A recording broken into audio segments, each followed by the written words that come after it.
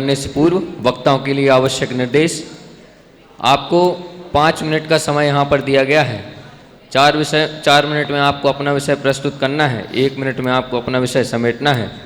आगे आप समय लेते हैं, अध्यक्ष महोदय आपके नंबर काटने में पूर्ण रूप से समर्थ हैं। और विद्यार्थियों के लिए निर्देश, सभी विद्यार्थियों को गोष्ठी के मुख्य बिंदु निकालना है। किसी भी विद्यार्थी को मुख्य बिंदु प्रस्तुत करने के लिए यहाँ पर आमंत्रित किया जा सकता है। अभी गोष्ठी का प्रारंभ करें उससे पूर्व मंगलमय शुरुआत के लिए, मंगलमय मंगलाचरण के लिए बुलाना चाहूँगा उपाध्याय कनिष्ठ से भाई शाश्वत जैन आएँ और गोष्ठी का मंगलमय मंगलाचरण करें।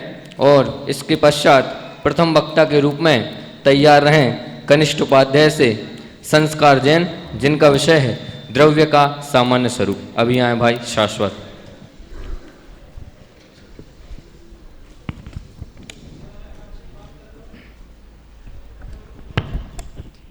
हे निर्मल देव तुम्हें प्रणाम, हे ज्ञान दीप आगम प्रणाम, हे शांति त्याग के मूर्तिमान शिव पथ पंथी गुरुवर प्रणाम। सद्रव्यमय है वस्तु नित उत्पाद व्ययुत द्रव्य है, अनेकांतमय वस्तु सदा एक धर्म से स्याद्वाद है प्रयोजन परिणमन गेयत्व गुरु लघु देशिता, इन रूप परिणत ही रहे यह वस्तु की स्वतंत्रता। समवाय 5 भले कहे पर नियामक न निमित्त है, तत्समय की जो योग्यता तद्रूप वस्तु परिणमे। मैं मुझे, मुझसे मुझे लिए, मुझसे मुझी में नित रहूं, न पूर्व से न भविष्यत अन्योन्य परिस भिन्न हूँ।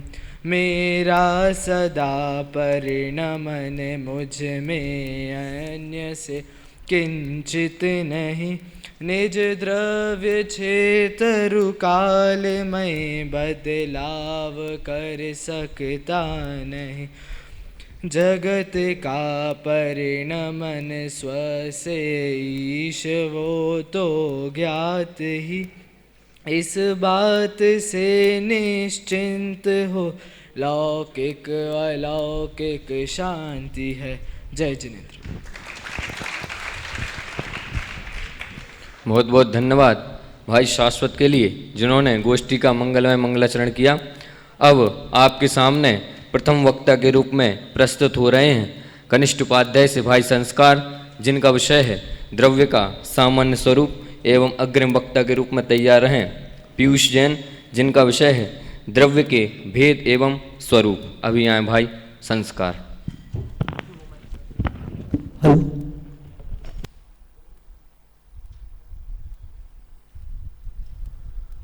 हेलो। ओम नमः सिद्धेभ्या। सम्मानीय मंच और सभा में बैठे सभी भाव सिद्धों को मेरा सादर जय हिंद।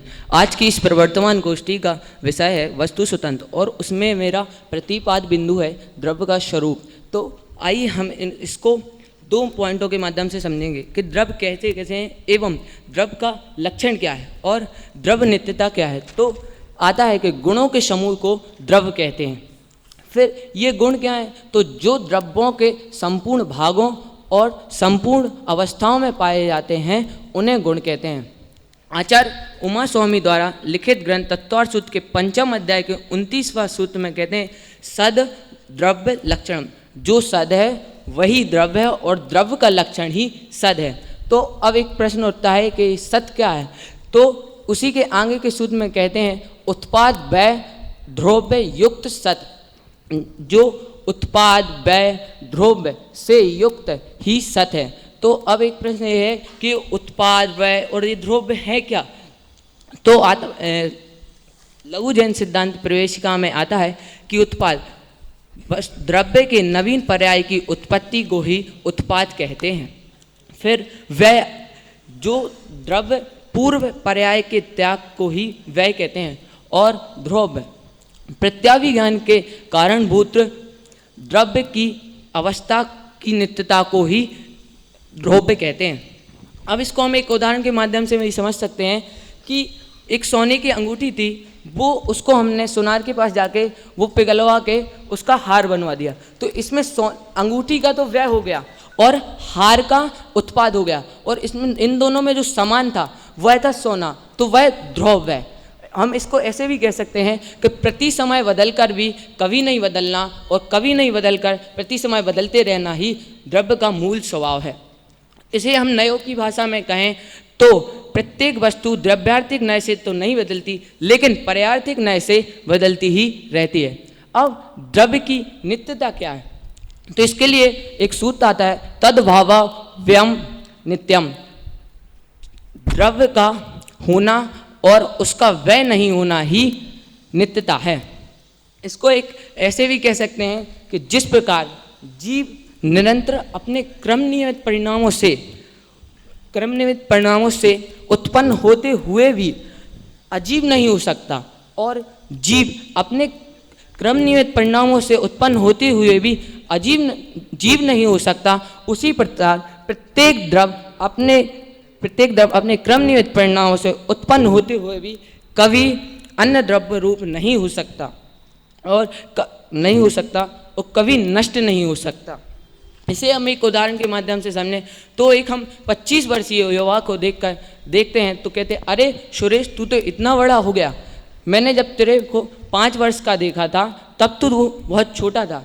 लेकिन यहाँ यह स्पष्ट होता है कि जब वो 5 वर्ष का बालक पूरी तरह बदल गया, फिर भी उसमें कुछ ऐसा था जिसके कारण तुमने उसे पहचान लिया। इसका तात्पर्य यह है कि कुछ बदल कर भी कुछ नहीं बदलता, लेकिन कुछ उसमें ऐसा होता है जिसके कारण हम उसको हम पहचान लेते हैं, और इसी ज्ञान को ही हम प्रत्याभिज्ञान कहते हैं।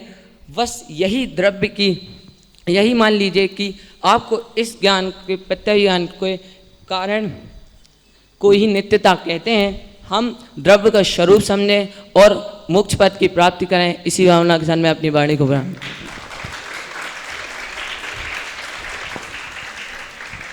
बहुत बहुत धन्यवाद भाई संस्कार के लिए जिन्होंने अपना विषय यहाँ पर प्रस्तुत किया। अग्रिम वक्ता के रूप में हमारे सामने प्रस्तुत हो रहे हैं भाई पीयूष, जिनका विषय है द्रव्य के भेद एवं उनका स्वरूप। अग्रिम वक्ता के रूप में तैयार हैं वरिष्ठ उपाध्याय से प्राशुक जैन रानीताल, जिनका विषय है सामान्य गुण का स्वरूप। अभी आए भाई पीयूष।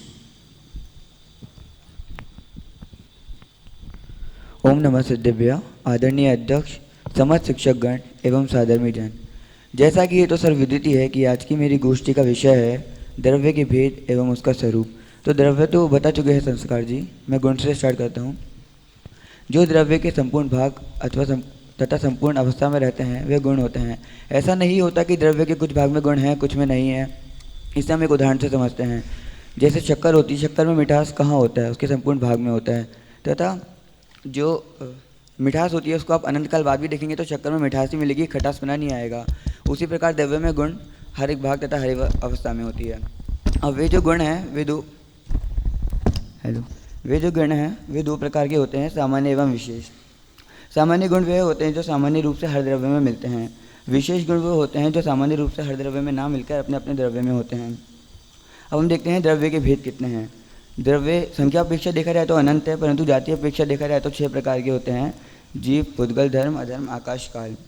अब हम 6 द्रव्यों के विशेष गुण देखते हैं। जीव, चैतन्य आधार, दर्शन, ज्ञान, जानना, देखना, सम्यक, चारित्र, सुख, क्रियावती शक्ति इत्यादि। पुद्गल, स्पर्श, रस, गंध, वर्ण, क्रियावती शक्ति इत्यादि। क्रियावती शक्ति मात्र 2 द्रव्यों में ही लिया गया है, जीव एवं पुद्गल। धर्म, गति हेतुत्व, अधर्म, स्थिति हेतुत्व, आकाश, अवगाहन हेतुत्व, काल, वर्तना हेतुत्व। अब हमने इनके विशेष गुण देख लिए हैं। हम 6 द्रव्यों का सामान्य स्वरूप देखते हैं।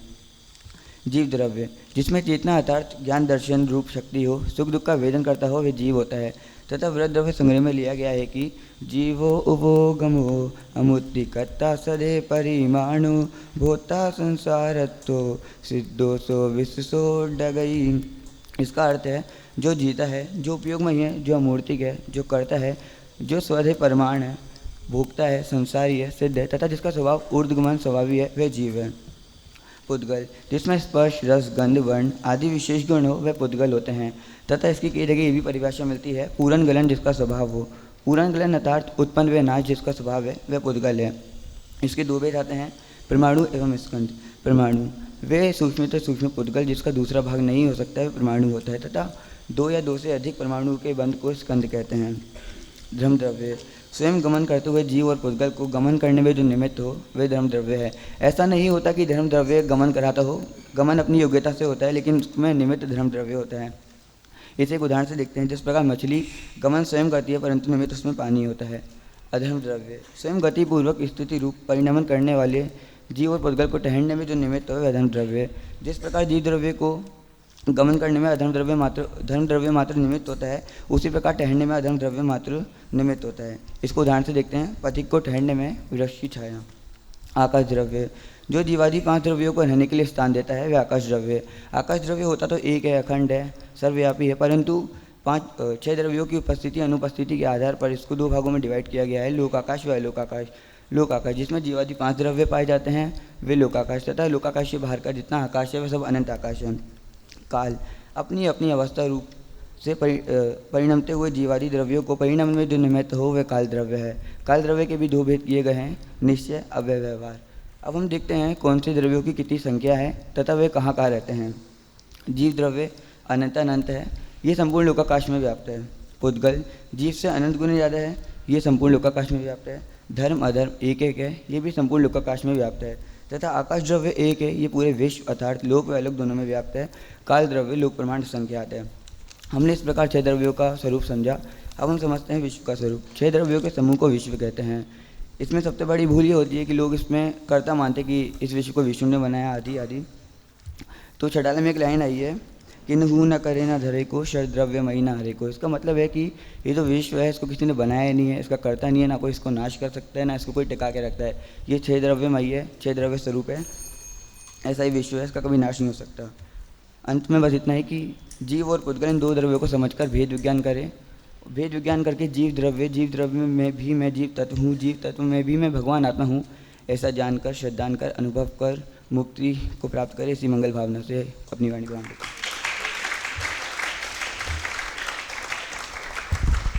धन्यवाद भाई पीयूष को, जिन्होंने अपना यहाँ पर विषय स्पष्ट किया। अब आ रहे हैं भाई प्रासुक जैन, जिनका विषय है सामान्य गुण, और अग्रिम वक्ता के रूप में तैयार हैं संयम जैन, जिनका विषय वस्तु स्वातंत्र्य क्या। अब आए भाई प्रासुक जैन।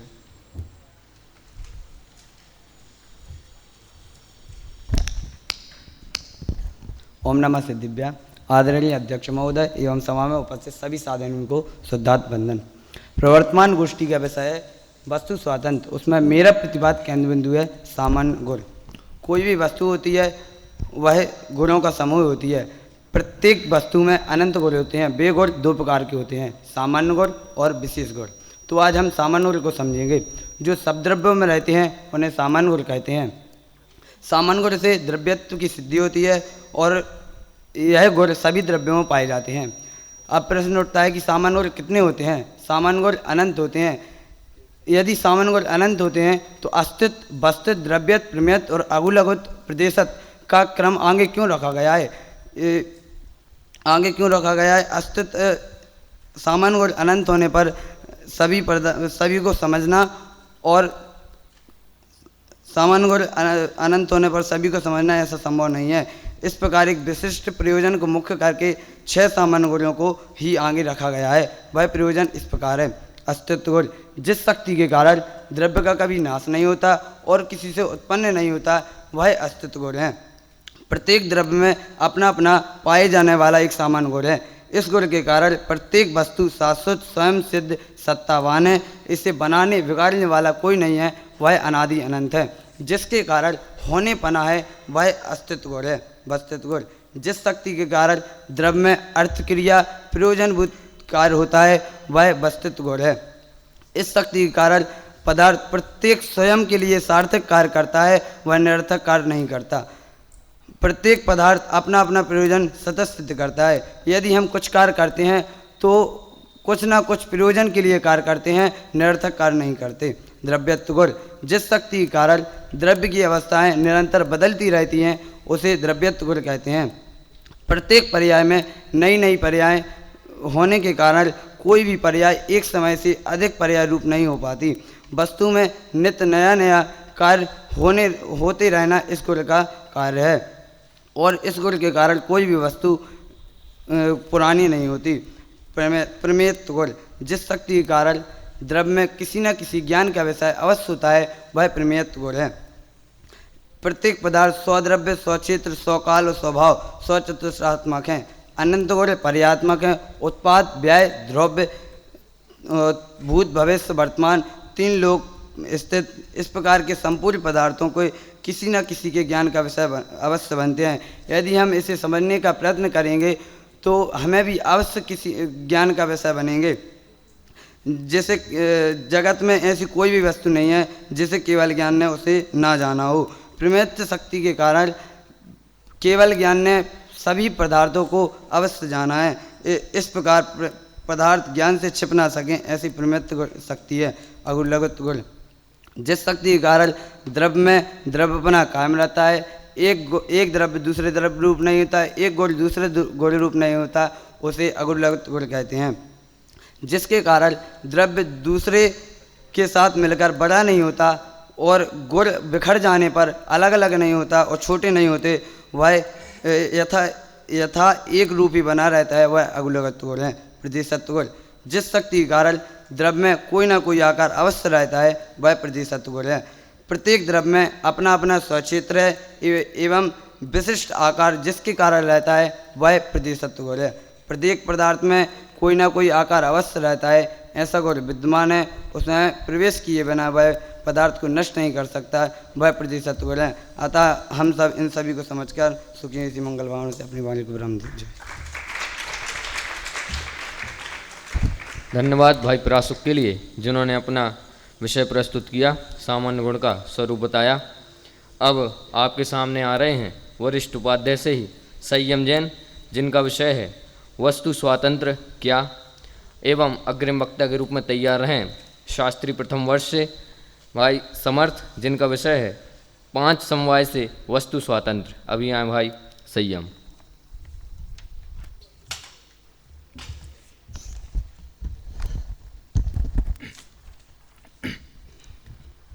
वंदितु सर्व सिद्धे, माननीय अध्यक्ष महोदय एवं सभी सभासदों को मेरा शुद्धात्म वंदन।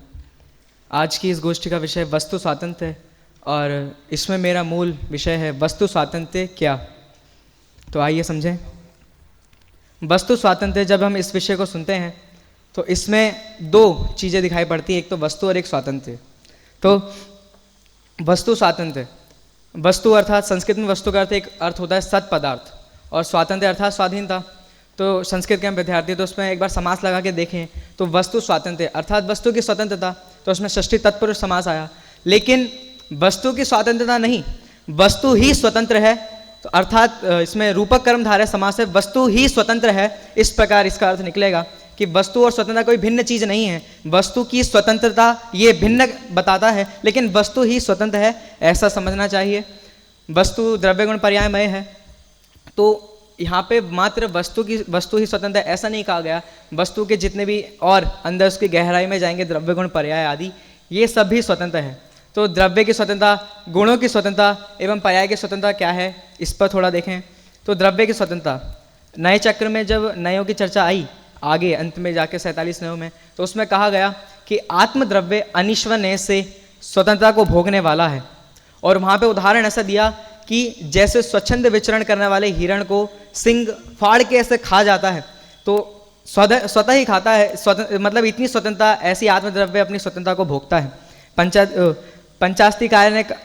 पंचास्तिक काय के रचयिता आचार्य कुंदकुंद देव ने कहा कि ये 6 द्रव्य एक दूसरे में प्रवेश करते हैं, एक दूसरे को अवकाश देते हैं, परस्पर नीर शीरवत मिल जाते हैं, परंतु सदा अपने अपने स्वभाव को नहीं छोड़ते, ऐसा पंचास्तिकार ने स्पष्ट शब्दों में ऐसा कहा।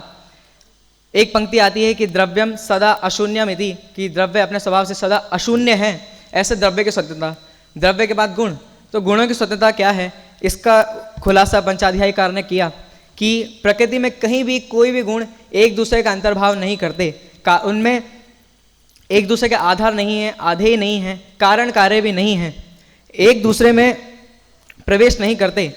अपनी अपनी शक्ति की अपेक्षा देखें तो प्रत्येक गुण अपने स्वरूप में ही स्थित है, ऐसा गुणों की स्वतंत्रता।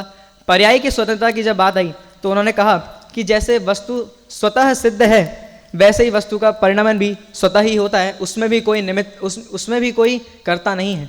गुणों की स्वतंत्रता में एक बात यह भी थी कि उपादान निमित्त चिट्ठी पंडित बनारसीदास जी द्वारा रचित, उन्होंने उसमें कहा कि ज्ञान चारित्र के अधीन नहीं है, चारित्र ज्ञान के अधीन नहीं है, दोनों असहाय रूप ही हैं, ऐसी तो मर्यादा है। ऐसा वहाँ पे भी गुणों की स्वतंत्रता को इतना स्पष्ट किया गया। जब टोडामल जी से स्वतंत्रता के संबंध में पूछा तो उन्होंने इतना ऐसी पंक्तियाँ बताई जो सभी पूरे लोक में प्रसिद्ध हैं कि अनादि निधन वस्तुएं भिन्न भिन्न अपनी मर्यादा सहित परिणमित होती हैं, कोई किसी के अधीन नहीं है, कोई किसी को परिणमन कराना चाहे तो परिणमित नहीं होती, ऐसा उन्होंने वहाँ स्पष्ट शब्दों में कहा। फिर उन्होंने यह भी कहा कि यदि परिणमन कराना चाहे तो यह कोई उपाय नहीं है, ये तो मिथ्या दर्शन ही है। तो वहाँ पे उन्होंने ये कह के ये स्पष्ट किया कि यदि परिणमन कराना चाहोगे तो अपने मिथ्यात्व को ही प्रबल करोगे। तो फिर कहा कि अब क्या करें, तो उन्होंने कहा कि जैसे पदार्थों का स्वरूप है वैसा ही श्रद्धान करो, यही तो सम्यक दर्शन है, यही सम्यक दर्शन है, अर्थात तत्वा श्रद्धानम सम्यक दर्शन। इस सूक्ति को चरितार्थ करते हुए उन्होंने ये बात लिखी। उसके बाद जिनवाणी चैनल पे जैसे दादा के प्रवचन चल रहे हैं तो उसमें अब आगे 8वीं गाथा जब आएगी तो उसमें कहा आचार्य कुंद ने कि परिणमदि जैन दव्वम तक्कालम तम्मयम तिपर्णत्तम तमहा धम्म परिणदो आधा धम्मो मुणेयव्वो। तो वहाँ पे ये कहा आचार्य अमृतचंद ने कि यत् खलु द्रव्यम यस्मिन काले येन भावेन परिणमति तस्मिन काले भवति, अर्थात जो वस्तु जिस काल में अपने जिस स्वभाव से परिणमित होती है उसी भाव से उस समय परिणमित होती है। तो वहाँ पे वस्तु की साधनता को उन्होंने स्पष्ट किया। इसमें आदि अनेक जो क्रमवत पर्याय आदि अनेक सिद्धांत है उसकी भी यहाँ पे पुष्टि की गई है। तो यहाँ पे कण कण की स्वतंत्रता की बात है। महावीर वंदना का पाठ हम डेली करते ही होंगे, तो उसमें भी दादा ने ऐसा लिखा कि जिसने बताया जगत को प्रत्येक कण स्वाधीन है, कर्ता न धरता कोई है, अणु अणु स्वयं में लीन है। तो वहाँ पे भी वस्तु स्वातंत्रता को स्पष्ट किया है। जब हम वस्तु स्वातंत्रता को समझते हैं तो ये भी वस्तु स्वातंत्रता का सिद्धांत तो हम सभी ने पढ़ा है, सभी ने समझा है, सभी ने अनेक ग्रंथों के माध्यम से इसका अध्ययन किया है, लेकिन तब भी हमारा मिथ्यात्व सुरक्षित क्यों है? तो इसका जवाब टोडामल जी ने कहा कि जैन शास्त्रों का अध्ययन करने पे भी मिथ्यात्व क्यों सुरक्षित रह जाता है? क्योंकि भाव भाषण नहीं होती। तो इस सिद्धांत की जब तक हमें भाव भाषण नहीं होगी तब तक इसकी महिमा भी नहीं आएगी, तब तक श्रद्धान भी नहीं होगा। ज्ञान दर्पणाकार पंडित दीपचंद जी कासलिया वाले ने जब द्रव्य स्वभाव की महिमा बताई तो उन्होंने उसमें एक छंद लिखा था, उसका भावार्थ मैं बताता हूँ। उन्होंने ऐसा लिखा था कि जो द्रव्य है, द्रव्य में क्या क्या है इसको स्पष्ट करते उन्होंने कहा कि द्रव्य में एक तो अनंत गुण है, अनंत गुणों में अनंत पर्याय हैं, अनंत पर्याय में अनंत नृत्य है, अनंत नृत्य में अनंत थट हैं, अनंत थटों में एक थट में अनंत कलाएं हैं, एक कला में अनंत रूप हैं, एक रूप में अनंत सत हैं, एक सत में अनंत भाव हैं, एक भाव में अनंत रस हैं और एक रस में अनंत स्वभाव है। इस प्रकार द्रव्य स्वभाव की महिमा उन्होंने दिल खोल के लिखी और वहाँ पे ये समझा जा सकता है कि द्रव्य स्वभाव की महिमा कितनी है। ये विषय वस्तु स्वातंत्र्य 4 मिनट में तो बोला जा सकता है, 5 मिनट में बोला जा सकता है, लेकिन इसको समझना है तो पूरी ज़िंदगी भी निकल जाती है और यदि काम करना हो तो अंतर मुहूर्त में भी हो जाता है। तो उस कार्य को हम करें, इसी भावना के साथ अपनी वाणी को विराम देता हूँ। जय जिनेन्द्र।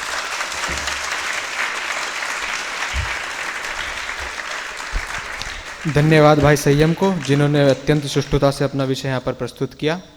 अब यहाँ पर उपाध्याय वर्ग का क्रम यहीं पर पूर्ण होता है और शास्त्रीय वर्ग के क्रम के रूप में शास्त्री प्रथम वर्ष से मैं आमंत्रित करता हूँ भाई समर्थ जैन को। वे आए जिनका विषय है 5 समवाय से वस्तु स्वतंत्र, और अग्रिम वक्ता के रूप में तैयार हैं विनय जैन जिनका विषय है निमित्त नैमित्तिक संबंध से वस्तु स्वतंत्र। अब आए भाई समर्थ।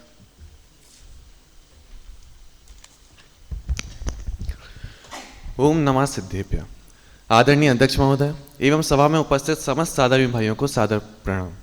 मेरा विषय है 5 समवाय से वस्तु स्वातंत्र, अर्थात इस विश्व के अनंत शक्ति संपन्न अनंत द्रव्यों की स्वयं कर्ता होकर सहज रूप से परिणमित पर्याय की उद्यत स्वतंत्रता का निश्चय कराने वाले 5 समवाय स्वभाव, पुरुषार्थ, काललब्धि, निमित्त तथा भवितव्यता क्या और कैसे।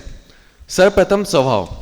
स्वभाव समवाय अर्थात जिस द्रव्य में जो कार्य होना होगा वह कार्य उसी द्रव्य में होगा, यह स्वभाव समवाय बतलाता है। अर्थात इसी विषय को थोड़ा और गहराई से देखें तो प्रत्येक द्रव्य का जो भाव है, जो स्वतंत्र भाव है, वही स्वभाव कहलाता है। तथा प्रत्येक द्रव्य में ऐसी अनंत शक्तियां हैं जो इस बात का उद्घोष करती हैं कि एक द्रव्य दूसरे द्रव्य रूप नहीं हो सकता। जैसे त्यागोपादान शून्यत्व शक्ति, अगु लघुत्व गुण, जो प्रत्यक्ष बयान करती हैं कि एक द्रव्य अपनी मर्यादा को छोड़कर अन्य द्रव्य रूप नहीं होता तथा अपनी परिधि में अन्य द्रव्य के भाव को नहीं मिलाता है। अगर ऐसा होता तो समय सार में आचार्य कुंद कुंद देव आश्रव और आत्मा में अनादि सिद्ध संबंध होने पर भी उनमें भिन्नता नहीं बताते तथा यह केवल स्वभाव मात्र वस्तु ऐसा नहीं कहते। अतः इससे स्वतः ही सिद्ध है कि प्रत्येक भाव भिन्न है, इससे प्रत्येक वस्तु की स्वतंत्रता ज्ञापित होती है। दूसरा है भवितव्यता। भवितव्यता अर्थात जो होने योग्य है वही होगा। अगर इसको थोड़ी और गहराई से देखें तो जो होने योग्य वही होगा, अर्थात जो होने योग्य नहीं है वह किंचित कदाचित त्रिकाल में होना संभव नहीं है। इसका मतलब कि हमारे जितने भी कोरे विकल्प है उनके माध्यम से वस्तु में कुछ किंचित भी हस्तक्षेप नहीं होता। युगल जी का उदाहरण द्रष्टव्य है कि जैसे उंगली में आगे मुड़ने की योग्यता है सो मुड़ती है और पीछे मुड़ने की योग्यता नहीं है सो नहीं मुड़ती है।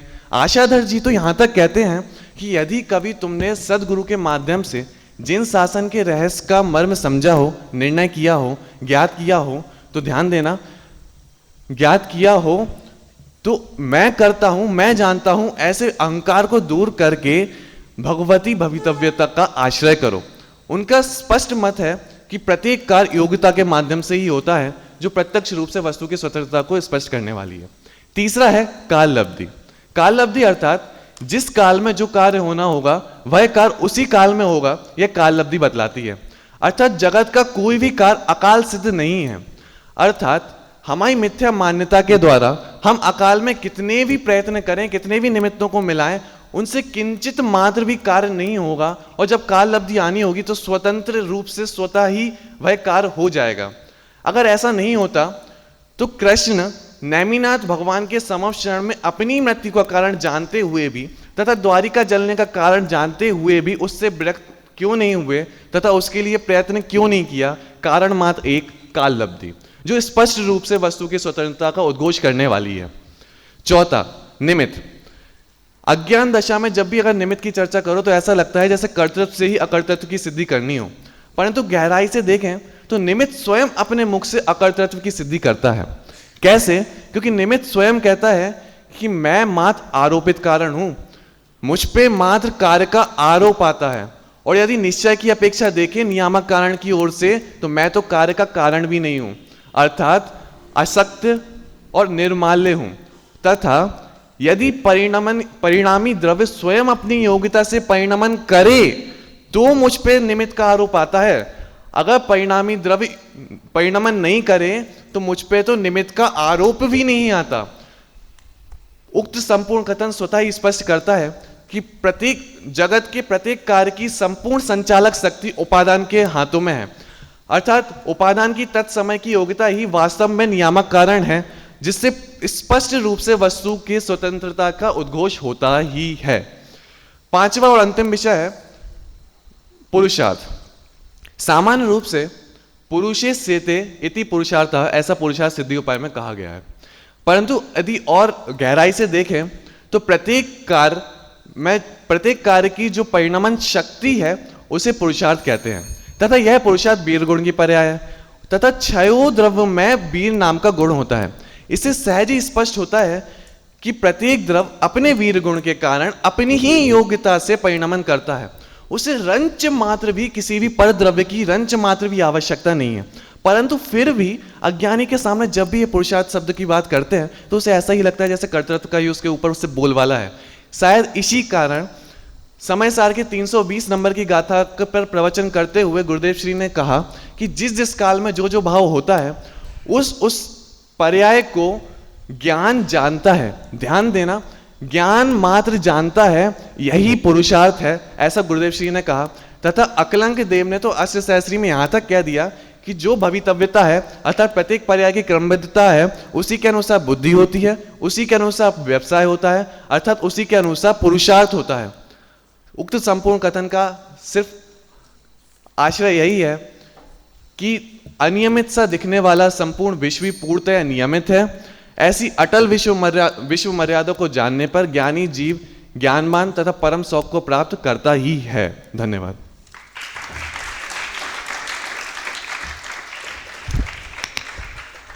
बहुत बहुत धन्यवाद भाई समर्थ के लिए, जिन्होंने पंच समवाय के माध्यम से हमें वस्तु स्वातंत्र किस प्रकार होता है वह सिद्ध किया। अगले वक्ता के रूप में हमारे सामने प्रस्तुत हो रहे हैं शास्त्री प्रथम वर्ष से ही भाई विनय, जिनका विषय है निमित्त नैमित्तिक संबंध से वस्तु स्वातंत्र, एवं अग्रिम वक्ता के रूप में तैयार हैं शास्त्री प्रथम वर्ष से ही अभय जैन, जिनका विषय है अभिन्न षटकारक से वस्तु स्वातंत्र। अभी आए भाई विनय।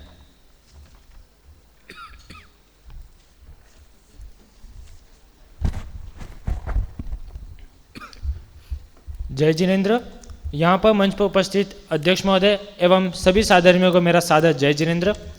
आज की प्रवर्तमान गोष्ठी का विषय है वस्तु स्वातंत्र तथा उसमें मेरा मुख्य प्रतिपाद्य बिंदु है निमित्त नैमित्तिक संबंध से वस्तु स्वातंत्र। तो सर्वप्रथम हम समझे कि निमित्त नैमित्तिक संबंध किसे कहते हैं। जब उपादान स्वयं अपने स्वचतुष्टय से कार्यरूप परिणमित होता है, तब सद्भाव रूप या अभाव रूप उस कार्य की उत्पत्ति में अनुकूल होने का आरोप जिस पर आए उसे निमित्त कहते हैं। तथा उसी की दृष्टि से, एक बार फिर से ध्यान देना, उसी की दृष्टि से जो कार्य होना है उसके सद्भाव रूप या अभाव रूप परिणत हुए कार्य को नैमित्तिक कार्य कहते हैं। तो यहाँ पर संक्षेप में यदि मैं कहूँ कि निमित्त क्या है, कारण है, और नैमित्तिक क्या है, कार्य है।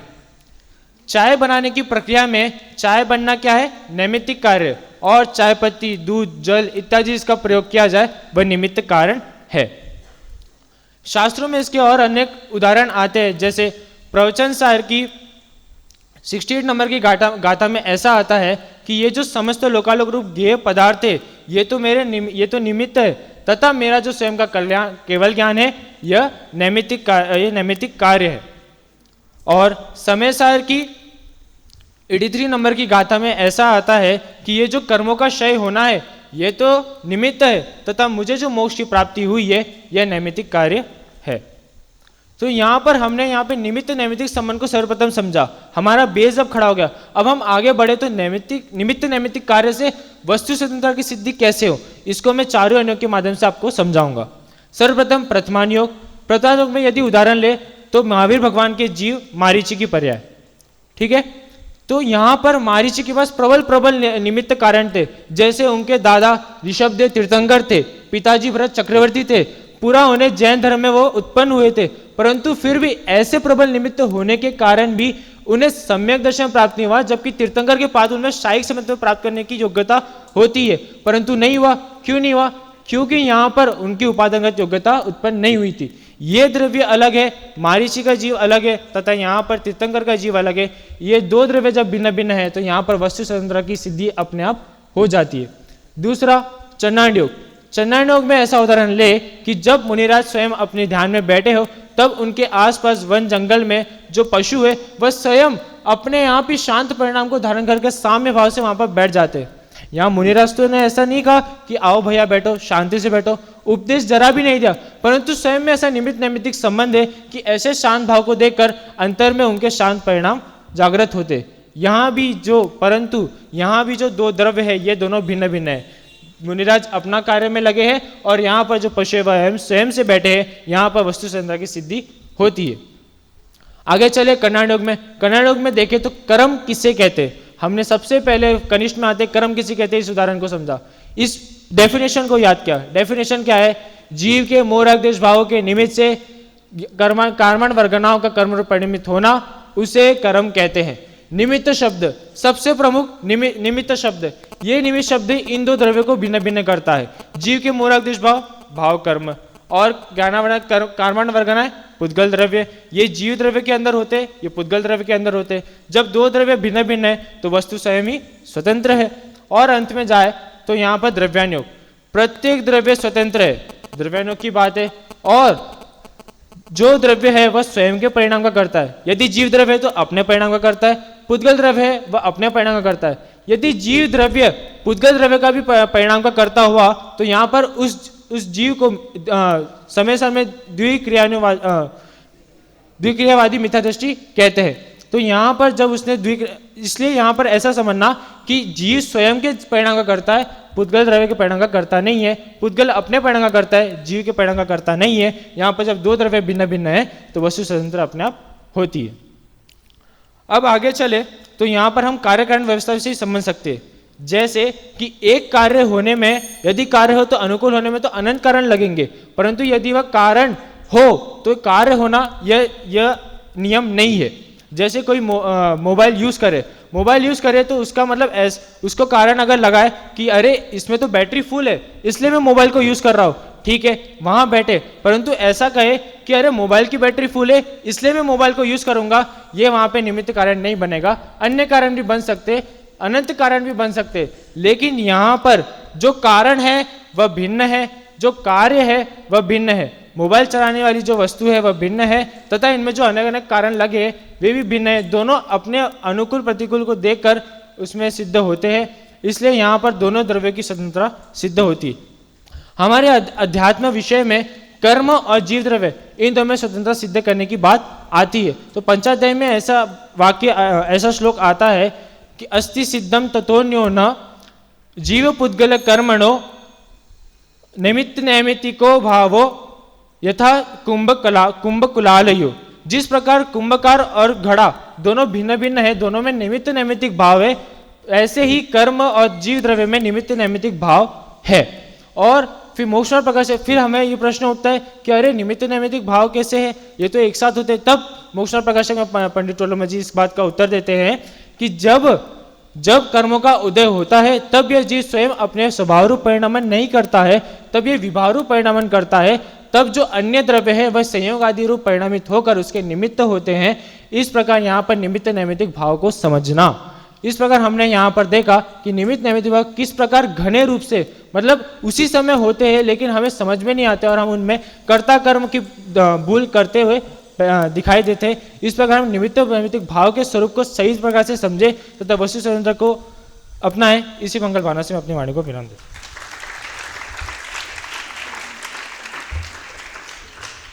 धन्यवाद भाई विनय को जिन्होंने अपना विषय यहाँ पर स्पष्ट किया। अब आ रहे हैं भाई अभय देवरा जिनका विषय है अभिन्न षटकारक से वस्तु स्वातंत्र्य, और अग्रिम वक्ता के रूप में तैयार रहे भाई सिद्धांत सेठी। अब आए भाई अभय।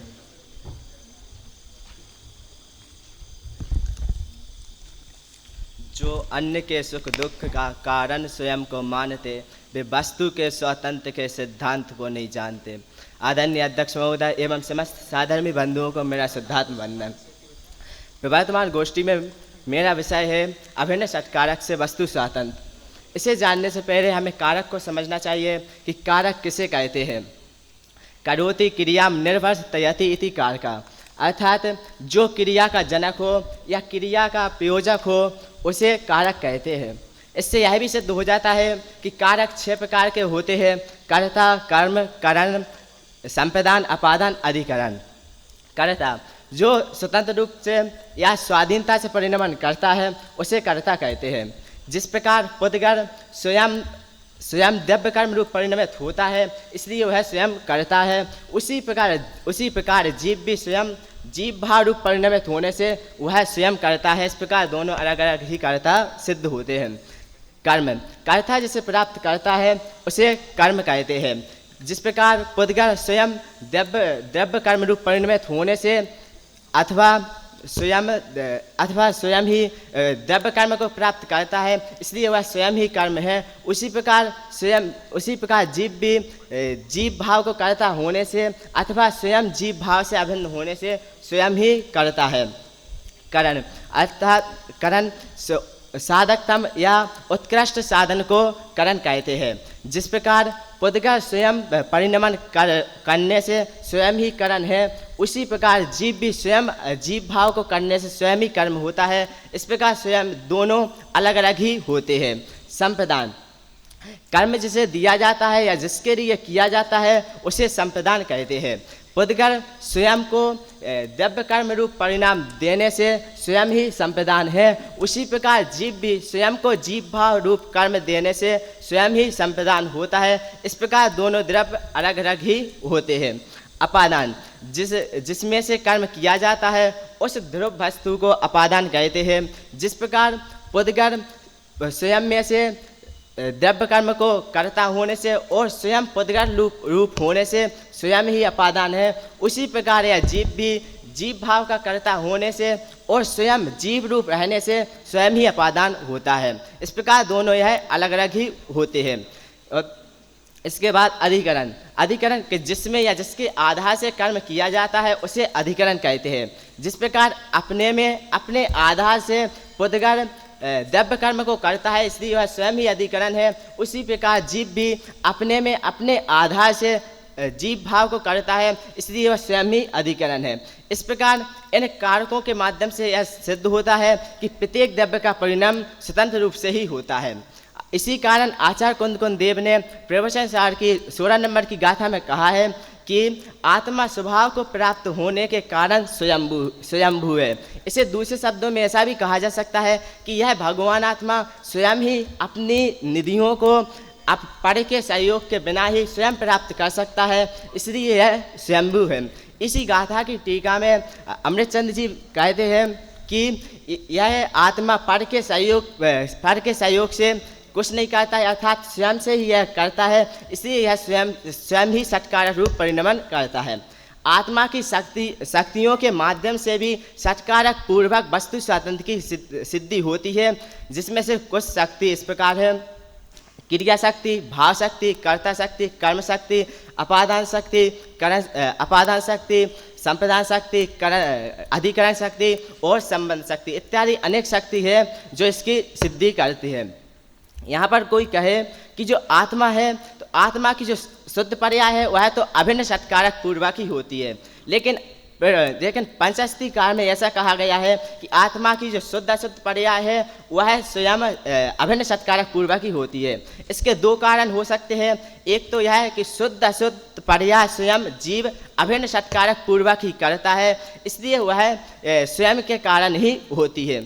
दूसरा कारण यह भी हो सकता है कि जीव और पुद्गल ये दो द्रव्य ही ऐसे द्रव्य हैं जिसमें वैभाविक गुण पाया जाता है, अर्थात कि जिस गुण के कारण द्रव्य स्वयं अपनी योग्यता से पर पदार्थ के संबंध पूर्वक अशुद्ध पर्याय करता है, अशुद्ध पर्याय होती है, उसे वैभाविक गुण कहते हैं। ये अशुद्ध पर्याय भी अभिन्न सत्कारक पूर्वक ही होती है, इसलिए प्रत्येक द्रव्य की शुद्ध अशुद्ध पर्याय स्वयं के अभिन्न सत्कारक पूर्वक ही होती है।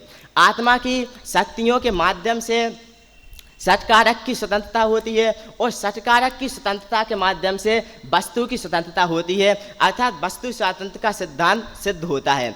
अब कोई कहे कि वस्तु स्वातंत्र के सिद्धांत से समझने से ये क्या लाभ है, तो इसके उत्तर में राजमल जी कहते हैं कि सत्कारक को जानिए जो है राग विहीन, अपने अपने कार्य का कारण है स्वाधीन। अर्थात ये सत्कारक है वह स्वयं से होते हैं, अभिन्न होते हैं, इनको समझने से जो राग देश है उनका अभाव होता है। इस प्रकार हम भी सत्कारक को समझे, ऐसी मंगल भावना के साथ।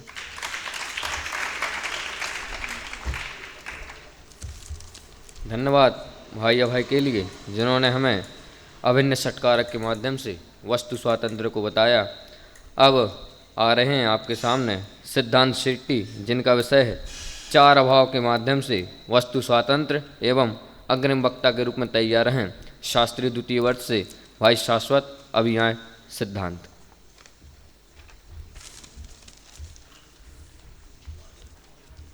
ओम नमः सिद्धेभ्यः। प्रत्येक द्रव्य में ऐसी जो शक्ति है अभाव नामक की, उस सद्भाव से अपना द्रव्य में पर द्रव्यों का प्रवेश नहीं करता, इसलिए अभाव को समझना यहाँ पे जरूरी है। आदरणीय अध्यक्ष महोदय एवं भाई बहनों को मेरा सादर जय जिनेन्द्र। आज की प्रवर्तमान गोष्ठी का विषय है वस्तु स्वातंत्र, उसमें मेरा प्रतिपाद्य केंद्र बिंदु है 4 अभाव से वस्तु स्वातंत्र। 4 तो समझ में आया सभी को, लेकिन अभाव क्या है? अभाव तो समझ में नहीं आया। आप तो पढ़े होंगे, कनिष्ठ वाले नहीं पढ़े होंगे, लेकिन वरिष्ठ वाले तो पढ़े होंगे सब लोग अभाव क्या होता है। लेकिन अभाव यानी होता है एक पदार्थ का दूसरे पदार्थ में नहीं होना, इसका नाम है अभाव। आचार्य समंतभद्र देव युक्त अनुशासन में कहते हैं, भवित्य भावोपि च वस्तु धर्मो भावांतर वस्तु धर्म अरहतस्ते, अर्थात जिस प्रकार स्व की अपेक्षा भाव पदार्थ का स्वरूप है, उसी प्रकार अभाव भी पदार्थ का धर्म है। इसलिए अभाव को जानना जरूरी है। अभाव कितने प्रकार के होते हैं? अभाव 4 प्रकार के होते हैं। कौन कौन से? प्राग भाव, प्रध्वंस अभाव, अन्योन्य अभाव, अत्यंत अभाव। प्राग भाव अर्थात क्या? प्राक अर्थात पहले, प्राक अर्थात पहले, उसका अभाव, पूर्व पर्याय का अभाव, अर्थात पूर्व पर्याय में वर्तमान पर्याय का अभाव, सो प्राग भाव। इससे वस्तु स्वातंत्र की सिद्धि कैसे होती है? सबके मन में प्रश्न उठ रहा होगा, लेकिन प्राग भाव तो समझ लिया अपन ने, लेकिन वस्तु स्वातंत्र की सिद्धि किस प्रकार होगी? एक उदाहरण के माध्यम से समझते हैं। जब अगर कोई बालक जब घर में था तब मंद बुद्धि था, वो पढ़ने के लिए उसके सामने बहुत सारी किताबें थी, बहुत सारे साधन थे उसके पास, फिर भी बुद्धि उसकी मंदता रही। जब वह स्मारक में आया तब भी उसके पास स्मारक में आने के बाद बहुत सारे किताबें मिले, अच्छे दोस्त थे पढ़ने के लिए, बहुत सारे गुरु की उपदेश भी सुनता था। इतने साधन होने के बाद भी वर्तमान में बुद्धिमान दिखाई दे रहे। अर्थात इससे सूक्ष्म दृष्टि से देखा जाए तो संयोग पूर्व में भी थे और वर्तमान में भी है, लेकिन बुद्धि में अंतर क्यों पड़ रहा है? संयोग पूर्व में भी थे, वर्तमान भी, बुद्धि में अंतर क्यों पड़ रहा है? क्योंकि इससे सिद्ध होता है कि परद्रव्य के संयोगों के कारण जीव का इष्ट अनिष्ट भाषित नहीं होता। पर्याय में जो प्रवाह क्रम चला आ रहा है, पर्याय से आत्मा अभिन्न ही है। अर्थात इससे सिद्ध होता है कि प्राग भाव समझने से सिद्ध होता है वस्तु स्वतंत्र रूप से परिणामन करता है। अब दूसरा है अन्योन्य भाव। अन्योन्य भाव अर्थात क्या? वर्तमान पर्याय का, एक द्रव्य की वर्तमान पर्याय का आगामी पर्याय में अभाव, सो प्रध्वंसा भाव। इससे जानने से वस्तु स्वातंत्र की सिद्धि किस प्रकार होती है कि अभी कोई मिथ्या दृष्टि जीव है, वो तो स्वाध्याय करता है खूब, मिथ्या दृष्टि होने पर भी स्वाध्याय खूब करता है, प्रवचन करता है, सुनता है, शास्त्रों का पढ़ता है और प्रवचन भी करता है खुद, और पूजा पाठ भक्ति आदि करता है, उसको फिर भी सम्यक दर्शन नहीं हो रहा है। क्यों नहीं हो रहा है? और 7 तत्वों का नाम तो याद है उसको, क्यों हो रहा है? क्यों नहीं हो रहा है? मतलब वो सही भाव वासना नहीं पकड़ पा रहे हैं। पढ़ तो ले रहे हो, कम से कम पढ़ रहे, शास्त्र पढ़ रहे, उसका अर्थ ही नहीं समझ पा रहे, भाव वासना नहीं हो रहा है, पढ़ते जा रहे, लेकिन बाहर की निमित्त तो बन रहे, इतने सारे साधन, शास्त्र बन रहे निमित्त, गुरु का उपदेश निमित्त बन रहे, बहुत सारे निमित्त बन रहे, लेकिन ये समझो निमित्त से भी कार्य नहीं होता और निमित्त के बिना भी कार्य नहीं होता। जब निमित्त तब कहा जाता है जब कार्य हो, जब कार्य नहीं हो तो निमित्त किसके ऊपर आएगा? इसलिए प्रध्वंस भाव से समझने से यह सिद्ध होता है कि वस्तु स्वयं अपने रूप ही परिणामन करता है, कोई किसी का करता नहीं है, धरता नहीं है। अब आता है अन्योन्य भाव। अन्योन्य भाव का परिभाषा क्या है? एक पुद्गल द्रव्य की वर्तमान पर्याय दूसरे द्रव्य की पुद्गल द्रव्य की वर्तमान पर्याय में अभाव। अर्थात जैसे शक्कर का मिठास में नींबू का खट्टापना का अभाव है। ये पुद्गल, सिर्फ पुद्गल एक ही द्रव्य पर घटित होता है, अन्योन्य भाव पुद्गल द्रव्य पे, लेकिन अन्योन्य भाव अणु परमाणु मात्र वस्तु स्वतंत्र का घोषण करता है।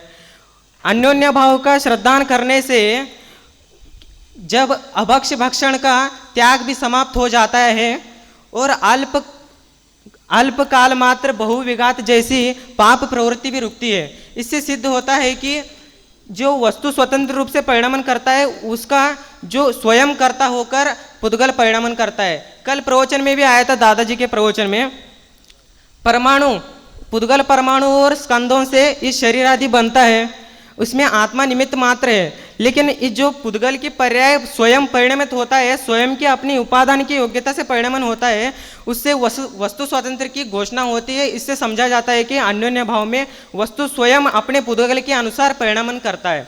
अब यहाँ पे तो प्रध्वंसा और अन्योन्य भाव और प्राग भाव को तो समझ लिया, ये तीनों है, ये पर्याय पर लागू होता है, ये तीनों पर्याय पर लागू होते हैं, वस्तु स्वतंत्र की घोषणा करता है। अब आता है अत्यंत अभाव। अत्यंत अभाव से नाम से पहचान जाता है। अत्यंत अभाव अर्थात क्या? अत्यंत अभाव, एक द्रव्य दूसरे द्रव्य का कर्ता धरता ही नहीं है, कोई किसी को मार नहीं सकता, बचा नहीं सकता, ये अत्यंत अभाव। इसमें गाता आता है प्रत्येक स्वतंत्र है, एकत्व लिए स्वयं परिणमन करता है। समय सार में गाता आता है एयत्त निश्चय गदो समो संवत्त सुंदर लोए बंद कहा एयत्ते तेण विसंवादिनी होदी। अपने जितने भी द्रव्य है अपने स्वभाव में परिणमन करते हैं, कोई किसी का धरता नहीं है, हरता नहीं है। इसलिए हमें भी क्या समझना है? अत्यंत अभाव, वज्र की दीवार खड़ी है। दादाजी कहते हैं ना प्रवचन में, अत्यंत अभाव के बीच में वज्र की दीवार खड़ी है, कोई किसी को मार नहीं सकता, बचा नहीं सकता। इससे सिद्ध होता है कि अत्यंत अभाव से वस्तु स्वयं अपनी चतुष्टय के स्वयं अपनी ऊपर ही परिणमन करता है और अपने स्वचतुष्ट लिए हुए भी परिणमन करता है।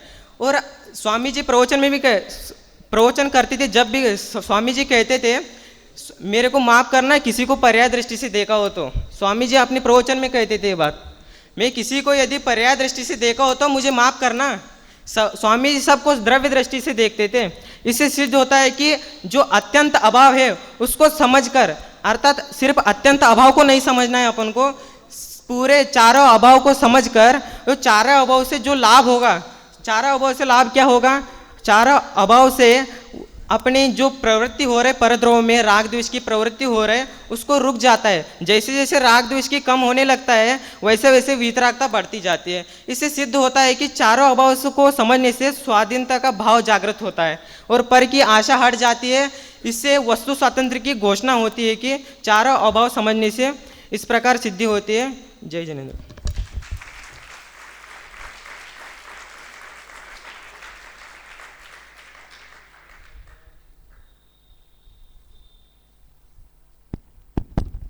धन्यवाद भाई सिद्धांत को, जिन्होंने अपना विषय यहाँ पर अभी स्पष्ट किया। अब शास्त्री द्वितीय वर्ष से आमंत्रित भाई शाश्वत जैन आ रहे हैं, जिनका विषय कर्ताक्रम व्यवस्था, और अग्रिम वक्ता के रूप में तैयार रहे शास्त्री द्वितीय वर्ष से भाई नयन जैन। अब आए भाई शाश्वत जैन। ओम नमः शिवाय।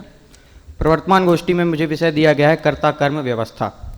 तो सबसे पहले हम समझते हैं कि कर्ता कर्म है क्या। तो आचार्य अमृतचंद्र कहते हैं यह परिणमति सा कर्ता, यह परिणामो भवेत्तु तत्कर्म, यह परिणति क्रियासा त्रयमपि भिन्नम न वस्तुतया। अर्थात कि जो परिणमित होता है वह कर्ता है, और जो परिणमित होता है उसका जो कर्म है, जो उसका जो परिणाम है वह कर्म है, और जो परिणति है वह क्रिया है। ये तीनों वस्तु स्वरूप से भिन्न नहीं है।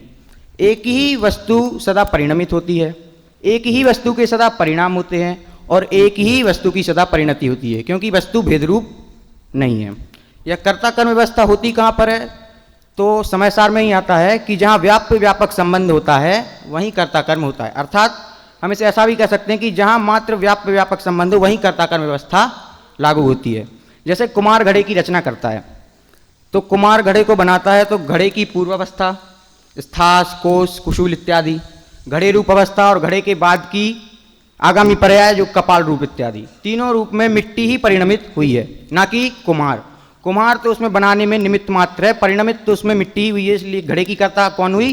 कि घड़े की कर्ता मिट्टी ही है, ना कि कुम्हार। कुम्हार तो उसमें मात्र निमित्त है। एक द्रव्य के दो कर्ता नहीं होते, एक द्रव्य के दो कर्म नहीं होते, और एक द्रव्य की दो क्रिया नहीं होती, क्योंकि द्रव्य अनेक रूप नहीं होता।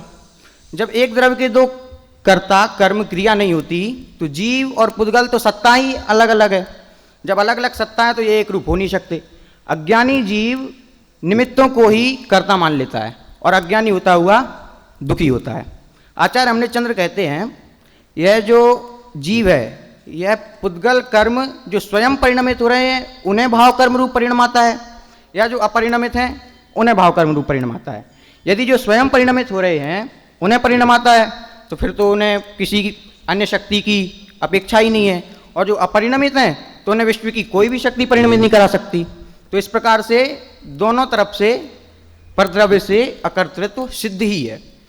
लेकिन अब यहाँ पर कोई कहे कि यह जीव तो मोह राग द्वेष पुद्गल कर्म के उदय से ही मोह राग द्वेष इत्यादि भाव होते हैं, और यहाँ पर कोई अज्ञानी मूढ़जन विपक्ष अर्थात पक्ष को ग्रहण ना करते हुए विपक्ष ग्रहण करते हुए ये सोचे कि अब तो राग द्वेष से मैं भिन्न हो ही नहीं सकता, क्योंकि राग द्वेष का उदय तो अभी तक अंत आया नहीं है, राग द्वेष का उदय सतत ही चल रहा है, तो मैं तो भिन्न हो ही नहीं सकता। तो वहाँ सदगुरु सीख देते हुए कहते हैं यदि पुद्गल कर्म के उदय से राग द्वेष हो तो पुद्गल कर्म का उदय तुम्हारे साथ सदैव ही है, कभी उसका अभाव हुआ ही नहीं। तो इसका मतलब ये है कि शुद्ध व अशुद्ध भाव करने में एकमात्र चेतन राजा ही स्वतंत्र है और समर्थ है, ना कि राग द्वेष। इस विचार में पंडित टोडरमल जी का कथन भी द्रष्टव्य ही है। वे कहते हैं यदि कर्म स्वयं करता होकर अपने उद्यम से जीव को परिणमाए, राग द्वेष रूप परिणमाए, तो कर्म में ज्ञानपना भी चाहिए और बलवानपना भी चाहिए, जो कि कर्म में है नहीं। वास्तव में यदि हम स्वयं सोचें, कर्मों में ऐसी शक्ति तो है नहीं कि वो ज्ञान, ना उसमें ज्ञान है ना उसमें ऐसा बलवानपना है कि किस जीव को किस पुण्य पाप के उदय में किस गति में कहाँ भेजना है। अर्थात वो बलात् ना तो जन्म मरण दे सकते हैं और ना ही हमें जन्म मरण देने के परिणाम करा सकते हैं। कर्मों में ऐसी कोई भी शक्ति नहीं है। अब यहाँ पर ऐसी जब कर्म कुछ करता धरता नहीं है तो फिर आगम में ऐसी बातें दी ही क्यों कि कर्तृत्व पोषक वाक्य आए ही क्यों। जैसे भगवती आराधना में आता है कि तीव्र अशाता वेदनी कर्म के उदय से औषधियाँ भी सामर्थ्यहीन होती देखी जाती हैं। सर्वार सिद्धि में आता है कि प्रबल श्रुतावरण कर्म के उदय से श्रुत ज्ञान का अभाव होता देखा जाता है। कर्म बड़े बलवान जगत में पेरत हैं, इस पंक्ति से तो हम सभी अवगति हैं अच्छे से भली भांति। इसमें भी प्रथमानुयोग के अकॉर्डिंग, प्रथमानुयोग के आधार पर कई, जैसे सती सीता, सती अंजना, सुकमाल मुनि, सुकौशल मुनिराज और तीर्थंकर मुनि अवस्था के समय में तीर्थंकर आदिनाथ और तीर्थंकर पार्श्वनाथ, ये भी उपसर्ग से बचे नहीं। तो जहाँ तक उपादानगत योग्यता इसकी निर्बलता देखी जाती है, वहाँ तक कर्मों की प्रबलता देखी जाती है। लेकिन वास्तव में यदि देखा जाए तो शुद्ध भाव व अशुद्ध भाव करने में एकमात्र चेतन राजा ही स्वतंत्र है। यह अज्ञानी जीव शुद्धात्मा को तो जानता नहीं है और उसके अभाव में अज्ञानी होता हुआ राग द्वेष रूप परिणमित होता है और उसे ही अपना मान लेता है और दुखी होता है। वास्तव में देखा जाए तो यह जीव सुखी दुखी होने का कर्ता स्वयं ही है, ना कि कर्म। भजन भी आता है, अपनी सुध भूल आप दुख उपजायो, अर्थात कि अपनी सुधि को अगर हम पहचाने, अपनी सुधि हमें होए तो हम खुद सुखी हो सकते हैं, इसका कर्ता हम स्वयं ही हैं। इसी प्रकार अपनी सहज स्वयं अकर्तृत्व आत्मा का आश्रय लें और सुखी हों। इसी मंगल भावना से अपनी वाणी को विराम दें।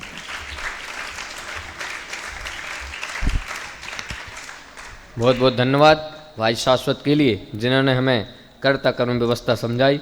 अब अग्रिम वक्ता के रूप में आ रहे हैं नयन जैन, जिनका विषय है क्रमबद्ध पर्याय से वस्तु स्वातंत्र, एवं अग्रिम वक्ता के रूप में तैयार हैं शास्त्री द्वितीय वर्ष से ही अमन जैन, जिनका विषय है ईश्वर जगत कर्तृत्व एवं समीक्षा। अभी यहाँ भाई नयन।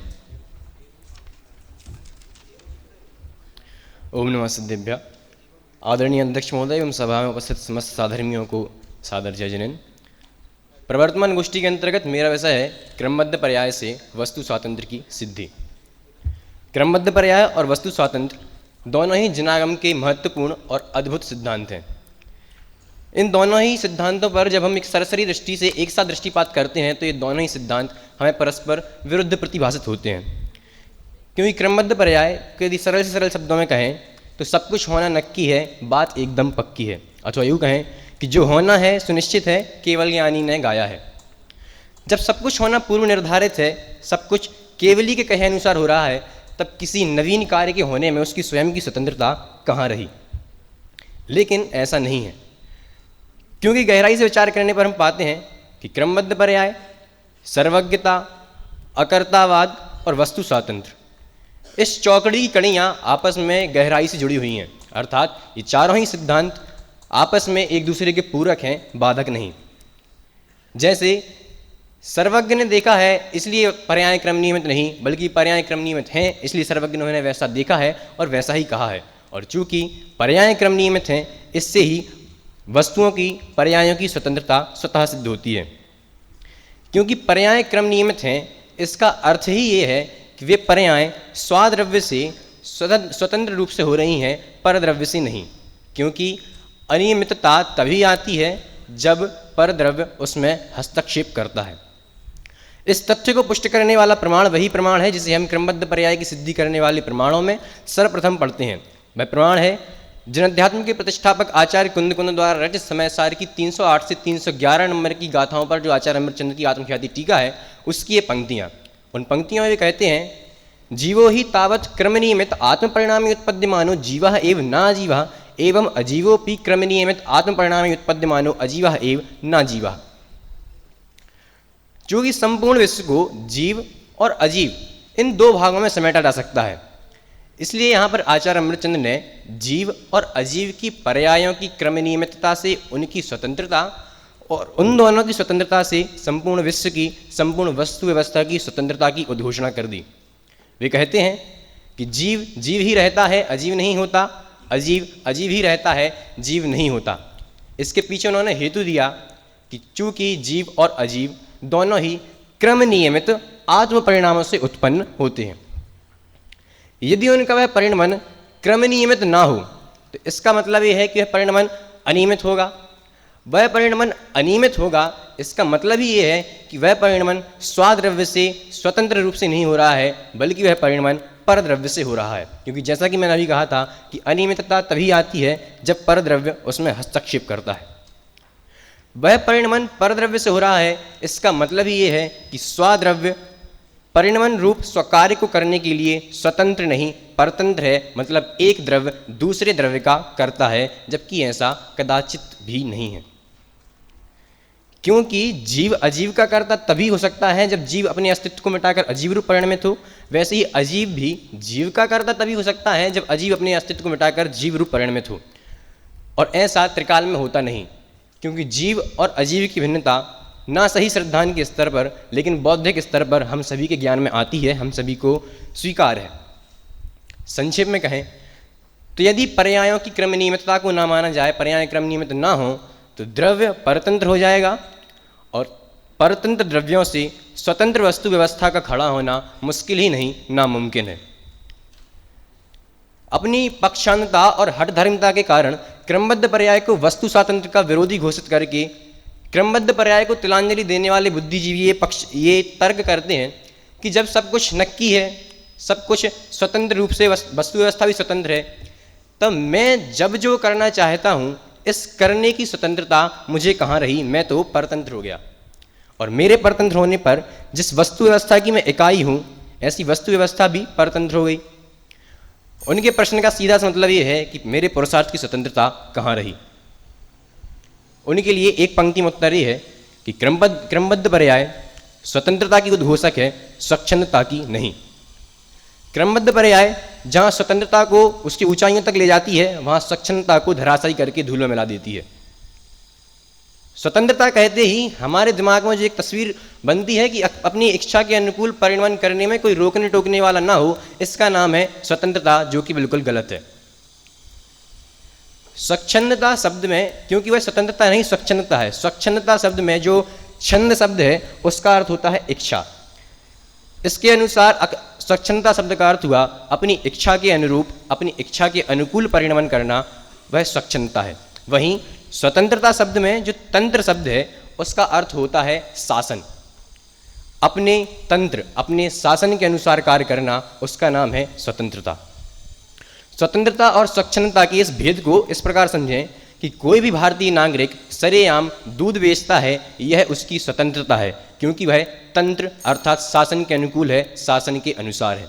लेकिन यदि कोई नागरिक सरेआम शराब बेचता है तो यह उसकी स्वतंत्रता नहीं, स्वच्छंदता है, क्योंकि वह तंत्र अर्थात शासन के अनुकूल नहीं बल्कि छंद अर्थात इच्छा के अनुरूप है, इच्छा के अनुकूल है, इसलिए वह स्वच्छंदी है और इसके लिए वह दंड का पात्र है।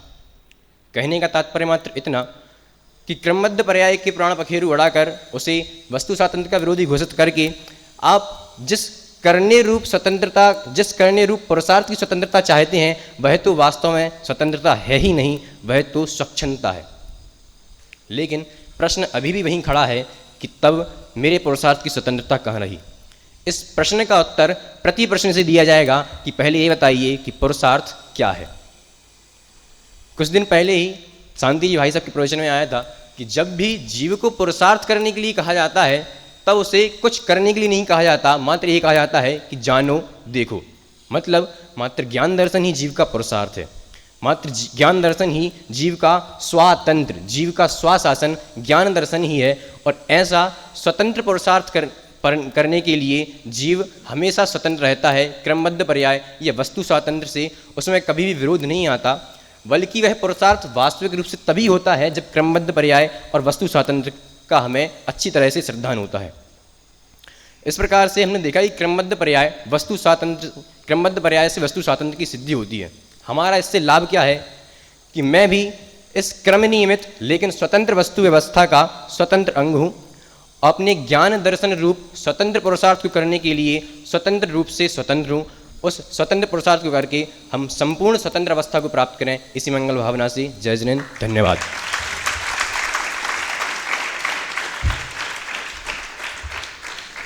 जानना ही पुरुषार्थ है एवं वही पुरुषार्थ से क्रमबद्ध प्रयास से वस्तु स्वतंत्रता की सिद्धि होती है। इसी प्रकार कुछ भाव रखे भाई नयन जैन ने। अब आगामी वक्ता के रूप में आ रहे हैं भाई अमन जैन, जिनका विषय है ईश्वर जगत कर्तृत्व समीक्षा।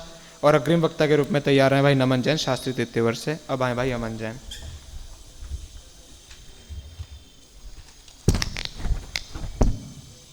ओम नमः सिद्धेभ्य। आदरणीय अध्यक्ष महोदय एवं सभा में उपस्थित सभी साधर्मी जनों को मेरा सादर जय जिनेन्द्र। आज की प्रवर्तमान गोष्ठी में मेरा विषय है ईश्वर जगत कर्तृत्व समीक्षा से वस्तु स्वातंत्र की सिद्धि। वस्तु अर्थात पदार्थ, द्रव्य 6 होते हैं और 6 द्रव्यों के समूहों को विश्व कहते हैं और विश्व को सृष्टि जगत भी कहते हैं। दूसरा शब्द है हमारे पास स्वतंत्र।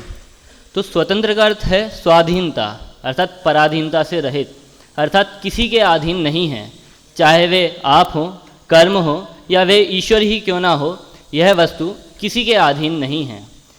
और वहीं पे स्याद्वाद मंजरी में आचार्य देव वैशेषिक मत को बताते हुए कहते हैं वे ऐसा मानते हैं कि ईश्वर स्वतंत्र रूप से सबका करता है और वस्तु जो है वे परतंत्र है। और वहीं दूसरी ओर परीक्षा मुखी टीका प्रमेरत माला में आचार्य देव ब्रह्म अद्वैतवादियों के लिए प्रश्न उत्पन्न करते हैं कि ये आप जो बोल रहे हैं ईश्वर जगत का करता है, ईश्वर जगत के कार्य करता है, तो वो कार्य क्यों करता है, किस लिए करता है। तो इन दोनों प्रश्नों के उत्तर समान ही हैं। उनको हम 4 पॉइंटों में देखते हैं। पहला पॉइंट है कि अन्य से प्रेरित हो गए, तो बोला आपने बोला अन्य हो गया दूसरा, तो यहाँ पे आपका अद्वैत मत का खंडन हो जाता है, द्वैत की सिद्धि हो जाती है। और दूसरा बोला कि दूसरों से प्रेरित हो गए, तो किसी से प्रेरित हुआ तो आपकी यहाँ पे स्वतंत्रता का घात हो गया है, अर्थात वस्तु की स्वतंत्रता की सिद्धि हुई है। दूसरा पॉइंट है कि उन्होंने जगत का कार्य क्यों किया, कि दया के वश।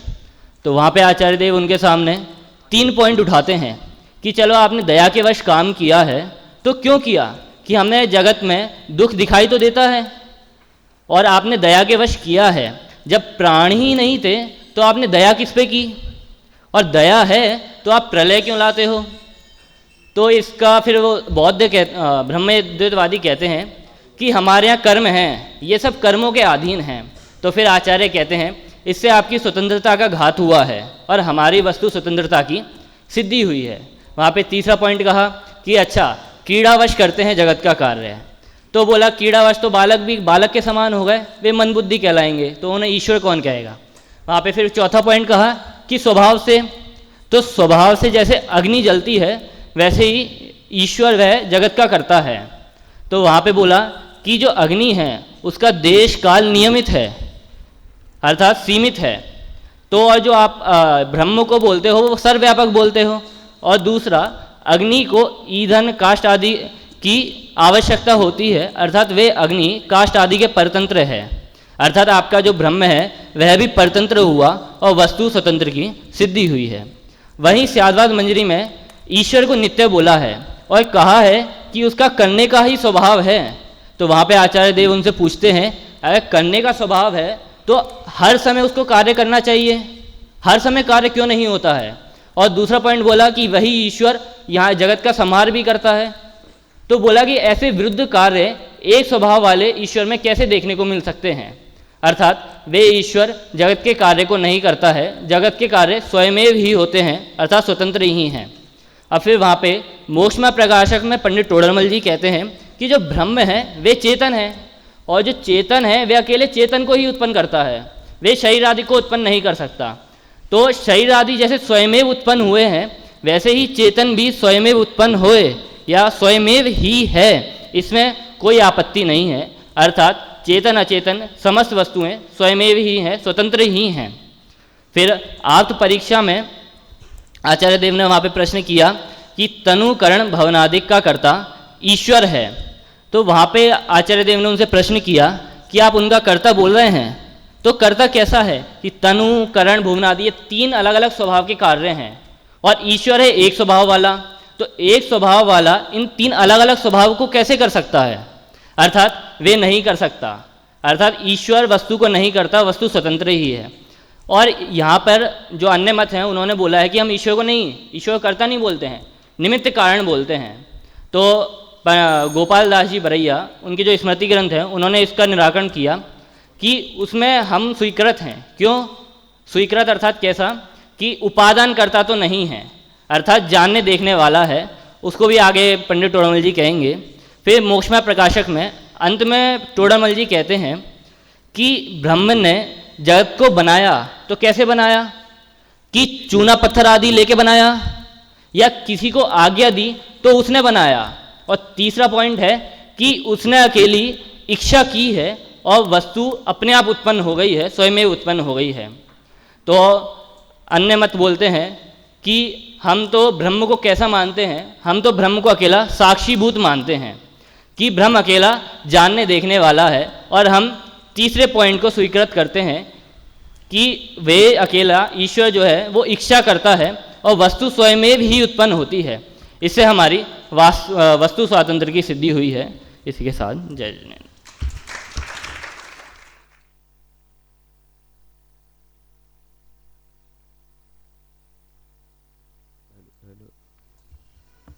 हेलो, धन्यवाद भाई अमन के लिए जिन्होंने अपना विषय प्रस्तुत किया।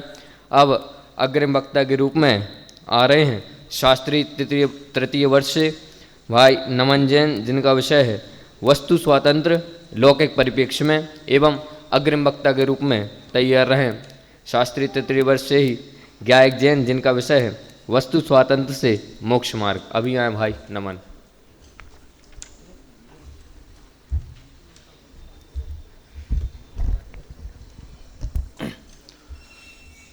धर्म परंपरा नहीं प्रयोग है और जीवन उसकी प्रयोगशाला है। मैं ये बात पहले कहता हूँ क्योंकि ये बात मुझे आज अपने वक्तव्य में सिद्ध करनी है अंत तक। ऐसे प्रतिज्ञा वाक्य समझ लीजिए, जैसे आचार्य ग्रंथों में लेते हैं ना प्रतिज्ञा की, अब ये बात मैं आगे अपने प्रकरण में सिद्ध करूँगा। आदरणीय अध्यक्ष महोदय और समस्त सभासदों को मेरा सादर जय जिनेन्द्र। प्रवर्तमान गोष्ठी में मेरा विषय वस्तु स्वातंत्र से लौकिक परिप्रेक्ष्य में किस प्रकार सिद्धि होती है। धर्म परंपरा नहीं प्रयोग है और जीवन उसकी प्रयोगशाला है। कहने में कितना आसान है और कितना अच्छा लगता है, अरे वाह गजब बात है। इसमें ऐसे बताऊं कि जब मैं छोटा था तो हम मंदिर नहीं जाते थे, 5 साल के थे तो अता पता नहीं था, तो जब घर वाले वर्षी मंदिर भेजा कर, सबको भेजते थे छोटे में, तो उस समय मंदिर जाते थे तो जाते थे लेकिन नहीं जाते, मतलब घर वाले भेजते थे लेकिन नहीं जाते थे। तो घर वालों ने एक पॉलिसी बनाई कि नाश्ता घर पे उसी को मिलेगा जो मंदिर करके आएगा, उसको नाश्ता नहीं मिलेगा जो मंदिर करके नहीं आएगा। अब ये पता कैसे लगाएं कि भैया मंदिर करके कौन आया और कौन नहीं आया, ये बड़ी समस्या। कि जिसके सिर पे चंदन होगा वो पहचाना जाएगा कि वो मंदिर करके आया और मंदिर करके नहीं आया। बड़ी अच्छी ट्रिक थी वो भी। चंदन की लकड़ियाँ घिस घिस के रखनी अपने पास, घर से निकलते मंदिर के बहाने खेल खाल के चंदन लगा के घर पे वापस आते, नाश्ता करके मस्ती करते। तो यह समय था, तभी पता नहीं था कि धर्म परंपरा है, क्या प्रयोग है, क्या कुछ है। ये तो बहुत छोटी सी बात हुई कि उस समय पता नहीं था। आज तो पता है ना कि धर्म परंपरा नहीं प्रयोग है। अब आज जब पता है तो हम किस स्तर पे हैं ये सोचिए। आज हम मंदिर में जाते हैं, ध्यान करते हैं, बैठते हैं, वस्तु स्वातंत्र जैसे सिद्धांतों का अच्छे से ध्यान कर लेते हैं, उसका नाम वस्तु स्वातंत्र है। भाई मंदिर में बैठकर ऐसे सिद्धांतों का ध्यान करने का नाम वस्तु स्वातंत्र नहीं है, धर्म नहीं है। बल्कि जीवन की वो परिस्थितियां जहां हम स्वयं से अपने आप में शांति लाने में असमर्थ हैं, उन प्रतिकूल परिस्थितियों में, ऐसी परिस्थितियों में ऐसे सिद्धांतों के माध्यम से यदि अंतरंग में शांति उत्पन्न होती है, उसका नाम है वस्तु स्वातंत्र। और प्रतिकूल परिस्थितियों में ऐसे सिद्धांतों का ध्यान करना, धर्म का ध्यान करना कौन सी बड़ी बात है भाई? चाबुक के डर से तो जंगल का शेर भी सर्कस में नाचता ही है। बात तो हम तब मानते हैं जब 4 गाड़ी और 40 नौकर होने के बाद भी आपको उनके प्रति समय समय पर है बुद्धि होती रहती है। और सर्वश्रेष्ठ उदाहरण भरत जी घर में बैरागी। थोड़ा आगे चलते हैं। बात है वस्तु स्वातंत्र की। क्या है वस्तु स्वातंत्र? स्वातंत्र्य। और इसका मूल कारण यहां पे क्या बनता है कि हम समझते नहीं कि प्रयोग क्या है और परंपरा क्या है। इसका मूल कारण है विपरीत श्रद्धा। ये थोड़ी धार्मिक सी बात हो गई क्योंकि ये शब्द दिन भर सुनते हैं, विपरीत श्रद्धा। थोड़ी इस पर चर्चा करते हैं। टोडरमल जी ने जो बात कही है, अनादि निधन वस्तु हैं, भिन्न भिन्न अपनी मर्यादा सहित परिणमित हो रही हैं, उसके बाद एक बहुत अच्छी बात कही कि अब क्या करें। तो उन्होंने वहां पे लिखा है कि जैसा पदार्थों का स्वरूप है आप अपना श्रद्धान वैसा करो, ना कि आपको जैसा श्रद्धान है वैसे पदार्थों को परिणमाने का प्रयास करो। आपको भूख लगी है तो जो घर में बना है वो खाना पड़ेगा, कोई चॉइस नहीं है आपके पास। आप अच्छे मन से खाओगे तो आप ही सुखी रहोगे, अच्छे मन से नहीं खाओगे तो खेत खिन भी आप ही होगे, और दुखी मन से खाओगे तो दुखी भी आप ही होगे। इसमें खाने का कुछ आने जाने वाला नहीं है।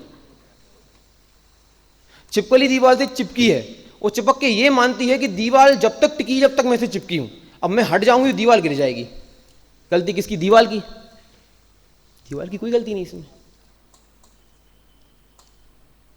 थोड़ा और चलते हैं। जैन धर्म कितनी अच्छी बात कहता है कि प्रत्येक पदार्थ में परमाणु अणु अणु स्वतंत्र है। ये जैन धर्म कहता है। मेरा विषय है लौकिक परिप्रेक्ष्य में। लौकिक में सबसे अच्छा प्रमाण माना जाता है साइंस, मतलब विज्ञान। विज्ञान ने जो कह दिया हमें वो स्वीकार है। अब विज्ञान क्या कहता है सुनिए। वाटर, पानी से कहते हैं, पानी बनाने का सूत्र क्या होता है? H2+O। H2O वाटर होता है, पानी होता है। मतलब हाइड्रोजन के 2 परमाणु प्लस ऑक्सीजन का 1 परमाणु मिलकर पानी बनता है। अब ये बात तो सबको क्लियर है कि हाइड्रोजन के परमाणु और ऑक्सीजन के परमाणु दोनों अलग अलग हैं। बात ये है जो सबसे जानने लायक है कि हाइड्रोजन के जो 2 परमाणु है ना, वो भी आपस में अलग अलग हैं। कैसे भाई? अगर एक होते ना तो 2 परमाणु होते ही नहीं, वो एक ही हो जाते। खून की एक बूंद होती है, एक बूंद होती है, एक बूंद में से कितना माल निकलता है सोचिए। हीमोग्लोबिन की मात्रा कितनी है, शुगर की मात्रा कितनी है, आयरन कितना है, खून की कमी है या नहीं, प्लेटलेट्स हैं या नहीं, ये डेंगू में चलता है जो, क्या चीज कितनी है एक बूंद से पता लगा लेते हैं। दिखने में खून की बस एक बूंद है।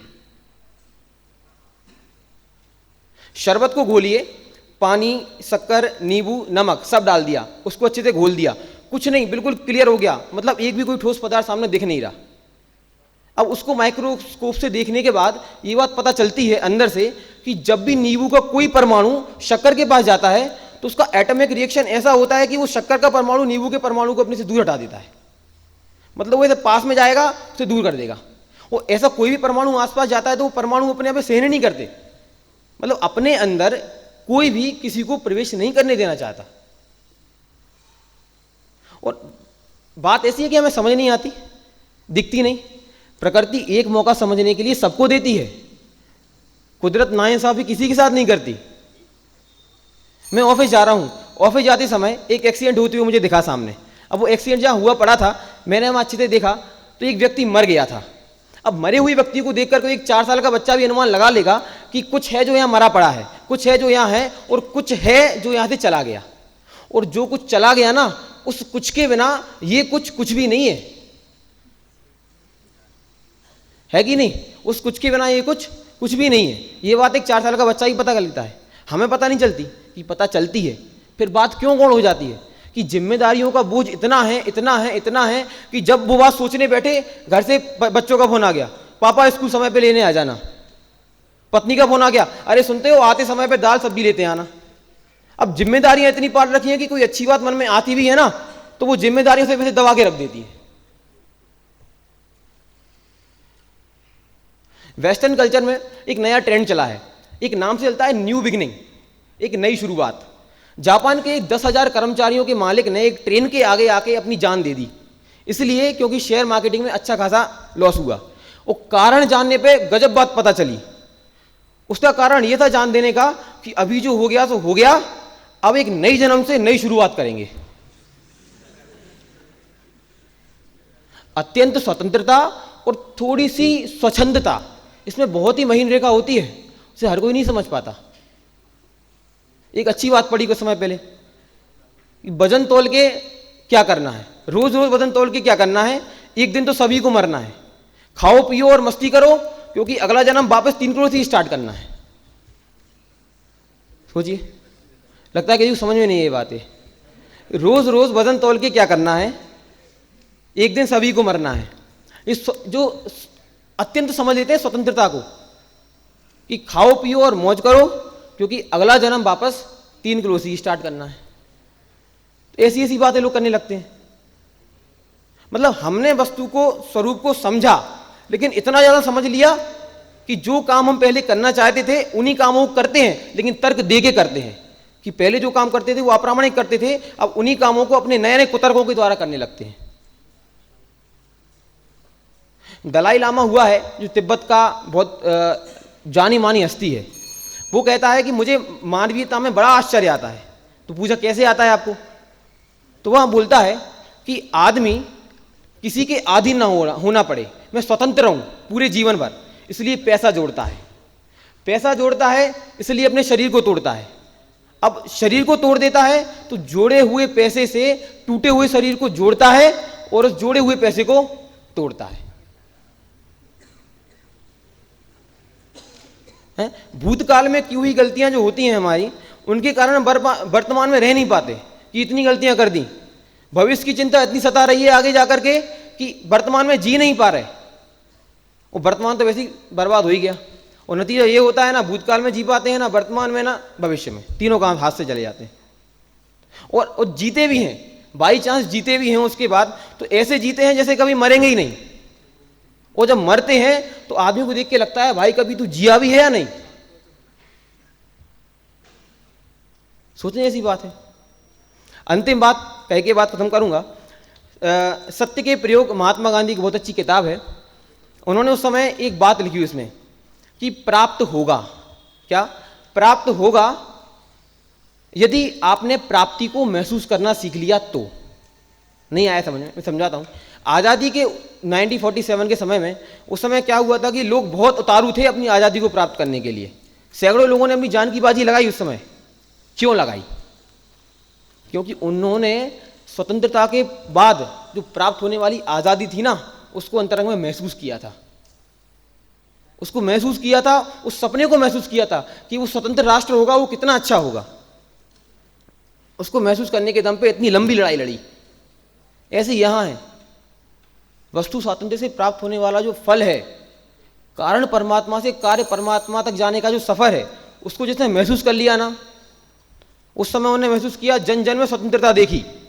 आज हम महसूस करेंगे तो कण कण में स्वतंत्रता देखेंगे।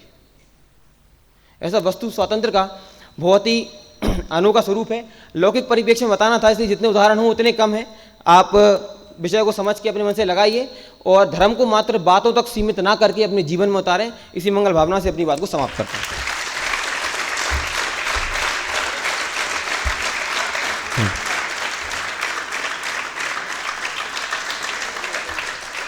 धन्यवाद भाई नमन के लिए, जिन्होंने अपना चिंतन वस्तु स्वातंत्र लौकिक परिप्रेक्ष्य में इस विषय पर प्रस्तुत किया।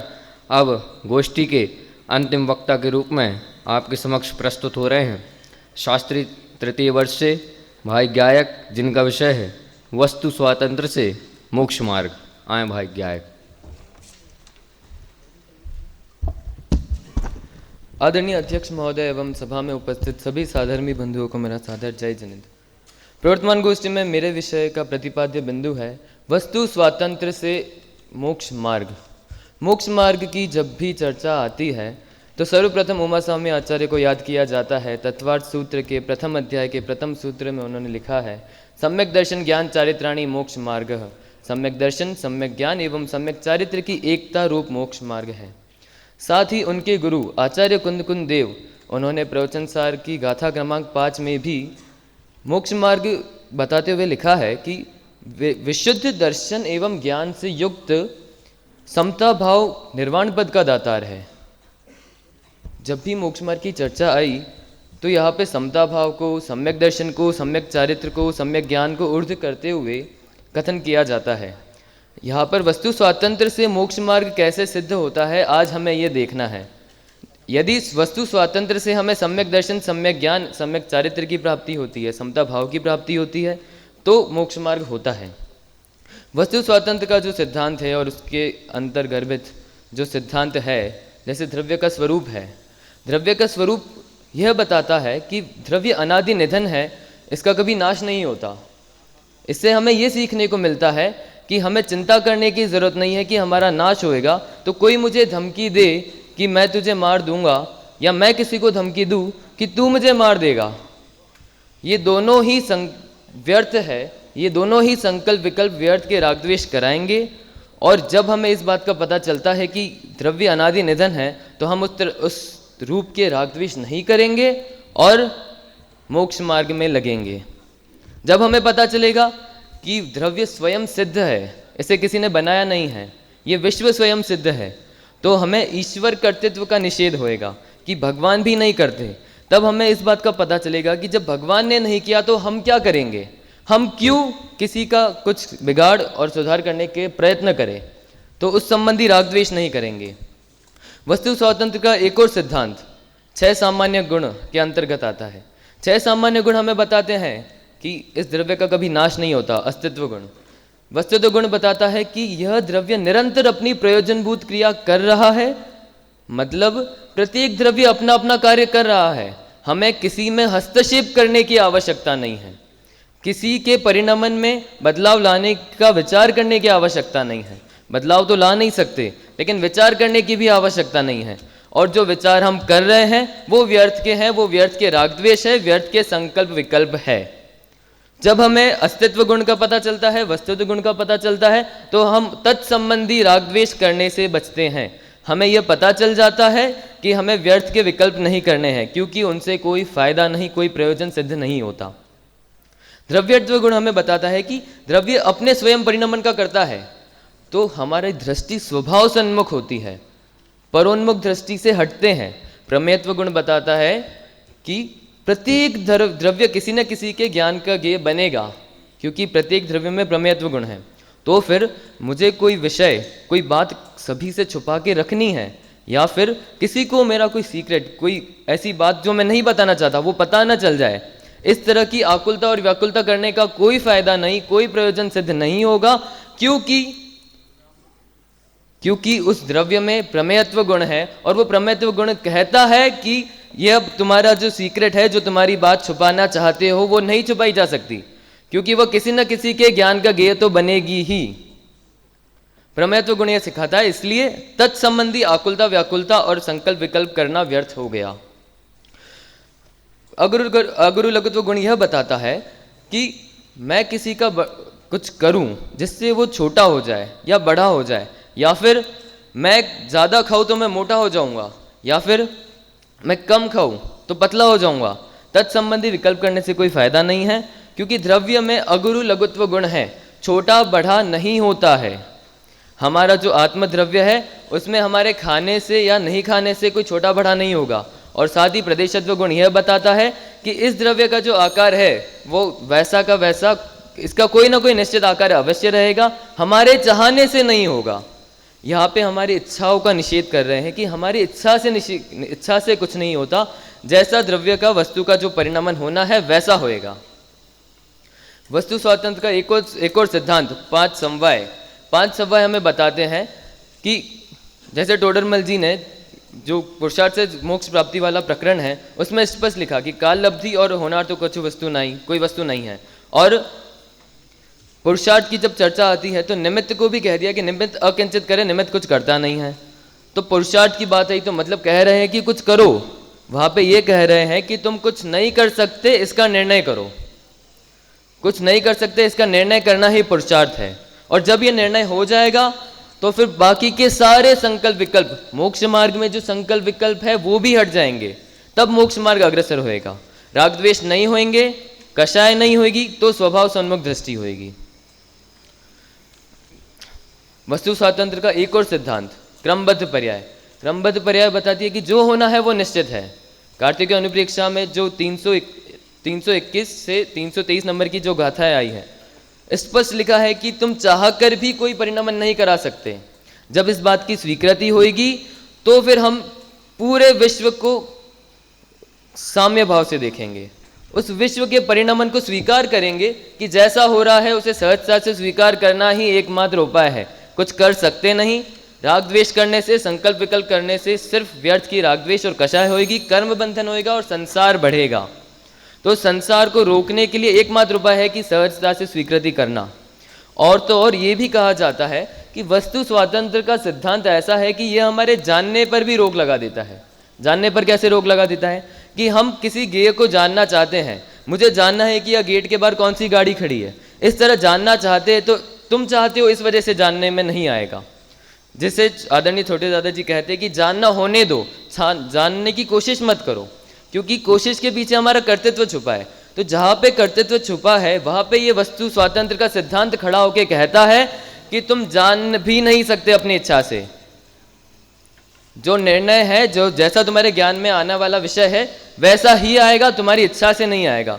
इस तरह तुम कुछ कर नहीं सकते परद्रव्य का, परद्रव्य को जान भी अपनी इच्छा से नहीं सकते, मात्र उसके ज्ञाता रह सकते हो, जानना होने दे सकते हो। और यदि वह स्वीकृति चलती रहेगी तो ही मोक्ष मार्ग में अग्रसर होएगा।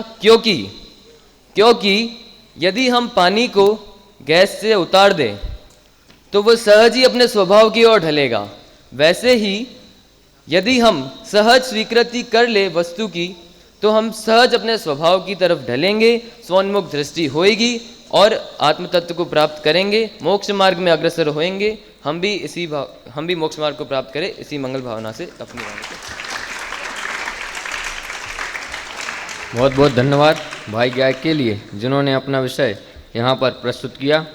एक बार समस्त वक्ताओं का जोरदार करतल ध्वनि के माध्यम से स्वागत करेंगे, जिनके अथक प्रयासों परिश्रम के माध्यम से वस्तु स्वातंत्र के सभी किस किस प्रकार से उसका स्वरूप समझा जा सकता है उन्होंने प्रस्तुत किया। जैसा कि आपको पूर्व में विदित है कि आपको गोष्ठी के मुख्य बिंदु निकालने थे, तो मैं यहाँ पर वस्तु स्वातंत्र क्रमबद्ध पर्याय के आधार से नयन जैन ने प्रस्तुत किया था, उसमें से कुछ मुख्य बिंदु बताने के लिए बुलाना चाहूँगा शास्त्री प्रथम वर्ष से भाई आकाश जैन हलाज आए मुख्य बिंदु बताएं।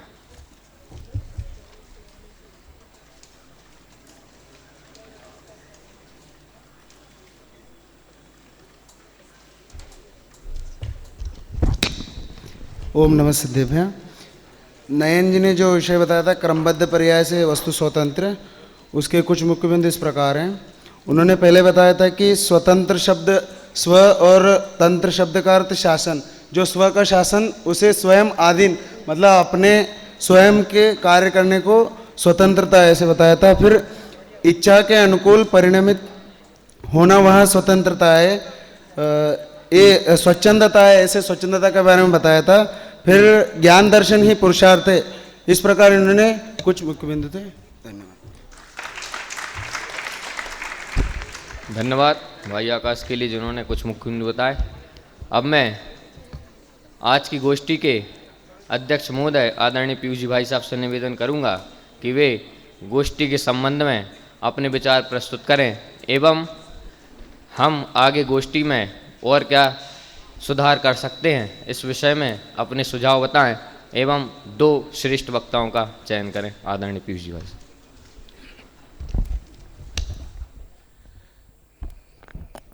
ओम नमः सिद्धेभ्य।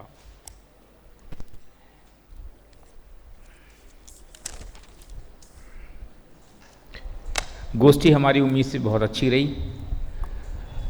इसमें अच्छी बात ये रही कि वक्ताओं के साथ साथ श्रोताओं का भी पार्टिसिपेशन पूरा दिखाई दिया। इसके पहले जब कभी मैं गोष्ठी में होता था तो मुझे वो दिखाई देता था कि वक्ता तो बोले जा रहे हैं पर श्रोता उसमें कोई एक्टिव रोल ही नहीं ले रहे। ऐसा भी हो सकता है कि विषय काफ़ी अच्छा था और वक्ताओं ने भी काफ़ी अच्छे ढंग से बोले, इसलिए सभी श्रोता उसको जिज्ञासापूर्वक सुन रहे थे। हम गोष्ठी के विश्लेषण की बात करें तो सबसे पहले जो मंगलाचरण करने आए थे शाश्वत, कहाँ गए तुमने? अगर आप याद करके बोलते तो अच्छा होता। बैठो बैठो बैठो, एक पद पढ़ना था तो उसको याद कर लेते तो और अच्छा होता, फिर आपका एक्सप्रेशन और अच्छा आता, क्योंकि अभी आपका पूरा ध्यान पढ़ने में था, फिर आपका पूरा ध्यान परफॉर्मेंस पे होता। दूसरे उपाध्याय कनिष्ठ से पहले वक्ता के रूप में आए संस्कार, द्रव्य के स्वरूप पे इन्होंने चर्चा की। इनके संदर्भ में अच्छी बात ये रही कि इन्होंने बिना देखे बोला, मुझे उम्मीद भी नहीं थी। संस्कार कौन है? हाँ, कनिष्ठ के बच्चे हैं, वे बिना देखे भी बोलेंगे, पूरा बोलेंगे, हमें इसकी कल्पना नहीं थी, लेकिन उन्होंने हमारी एक्सपेक्टेशन से भी बहुत ऊपर जाके काम किया। बहुत अच्छा रहा। विषय भी उन्होंने विषय के साथ भी न्याय किया। वास्तव में तो कनिष्ठ वरिष्ठ में विषय की ओर ज़्यादा ध्यान दिया भी नहीं जाता है, उनने कितना बोला, कैसे बोला, यही महत्वपूर्ण होता है। लेकिन उन्होंने वक्तृत्व के एंगल से भी और विषय के एंगल से भी दोनों चीज़ों पे न्याय किया। बहुत बहुत धन्यवाद। दूसरे नंबर पे आए पीयूष। पीयूष के में बहुत सारी गुंजाइश थी, खास करके कौन है ये, खासकर आत्मविश्वास को लेकर के हमें बहुत इशू दिखाई दिया। कॉन्फिडेंस अगर हो तो बाकी सब चीज़ें और व्यवस्थित हो जाती हैं। ऐसी ही आपकी जो आवाज़ है, आप जो बात कहना चाह रहे हैं वो माइक पे ढंग से आ ही नहीं रही है। कई सारे वाक्य बीच में ही गोल हो गए, कई सारी चीज़ों को आपने ज़ोर से नहीं बोला, कई सारी चीज़ों को एकदम धीरे बोल दिया। तो आप उसका बैलेंस बनाएं। बाकी जो वक्ता आप देखते हो, इतने सारे वक्ता बोलते हैं, जिस ढंग से बोलते हैं, जिस स्टाइल से बोलते हैं, आप उसको देखकर सीखने की कोशिश करेंगे तो उसमें सुधार होगा। बाकी बात तो ठीक रही। आपने जीवादिक 5 द्रव्यों को ठहरने में निमित्त होता है, ऐसी चर्चा आकाश द्रव्य के संदर्भ में की। तो आकाश द्रव्य जीवादिक 5 द्रव्यों को स्थान देता है, तो फिर आकाश कहाँ रहता है? इसलिए वो 6 द्रव्यों के संदर्भ में समझना चाहिए। बाद में आपका वो ठीक हो गया था। प्राशुक कौन है? हाँ, वरिष्ठ कनिष्ठ में बच्चे जो आते हैं उनको बिल्कुल नई साल होती है, वरिष्ठ में आते आते बच्चे प्रौढ़ हो जाते हैं इस मार्ग के एंगल से। और ये तो आप समझ लो दीपावली के बाद की गोष्ठी है, तो पहले 1 साल पूरी निकल गई, दूसरी साल का भी आधा साल लगभग हो गया है। उस एंगल से आप उतने प्रभावक नहीं रहे। आपका विषय था सामान्य गुण, पर सामान्य गुण जो आपके उसमें लघु सिद्धांत प्रवेश का आपके कोर्स में भी है, उसके साथ भी आप व्यवस्थित न्याय नहीं कर पाए, ना बोलने के एंगल से और ना विषय के एंगल से। इसके बाद अगले वक्ता है संयम। ये संयम ने काफ़ी अच्छा बोला, पर वो जो कुछ रेफरेंस कोड कर रहे थे, मैं वो रेफरेंस यहाँ लिख नहीं पाया। पंचास्तिकाय के कोई रेफरेंस की बात कर रहे थे कि पंचास्तिकाय में ये बात लिखी है। जब भी कोई रेफरेंस आप कोड करें तो एक सर्वनाम के रूप में कोड नहीं करें, आप उसका पर्टिकुलर गाथा नंबर दें या उस ग्रंथ का पेज बताएं, ताकि कोई भी आदमी अगर अब आपने कही पंचास्तिकाय में, पंचास्तिकाय कहाँ देखूँ। इसलिए कोई भी चीज़ आप जब कहते हैं और रेफरेंस के साथ कहते हैं तो उस रेफरेंस का वो पर्टिकुलर क्राइटेरिया डेवलप करें कि इस गाथा में अथवा इस गाथा की टीका में फला आचार्य ने इस पेज पर ये बात लिखी है, तो उसकी प्रामाणिकता विशेष होती है। ओवरऑल आपका बहुत अच्छा रहा। और स्वतंत्रता आपका, संयम आपका वैसे वस्तु स्वातंत्र ही था ना। वस्तु स्वातंत्र में ठीक है वैसे आपने, और ऐसी कोई बात नहीं है। ठीक। समर्थ अगर मैं कहूँ कि सबसे अच्छा बोले तो अभी इसमें कोई ऐतराज़ की बात नहीं होनी चाहिए। खास करके शास्त्री फर्स्ट ईयर में हैं और शास्त्री फर्स्ट ईयर में 5 समवाय से वस्तु स्वातंत्र, इस विषय पर उन्होंने बहुत अच्छा बोला। मैंने विषय की तैयारी भी अच्छी थी, आवाज़ भी बहुत बढ़िया थी। जैसे बोलते हैं ना, आवाज़ को देने का अदायगी, बोलने का तरीका, वो सब चीज़ें बहुत बढ़िया थी। इसमें अगर आप 5 समवायों की परिभाषाएं भी बताते, आपने परिभाषाएं नहीं बताई, आप उसके स्वरूप में चले गए कि निमित्त किसे कहते हैं, होनहार किसे कहते हैं, और एक दो रेफरेंस कोट करते कि निमित्त की परिभाषा यहाँ ये लिखी है, यहाँ ये लिखी है, तो उससे उसमें और जान आती।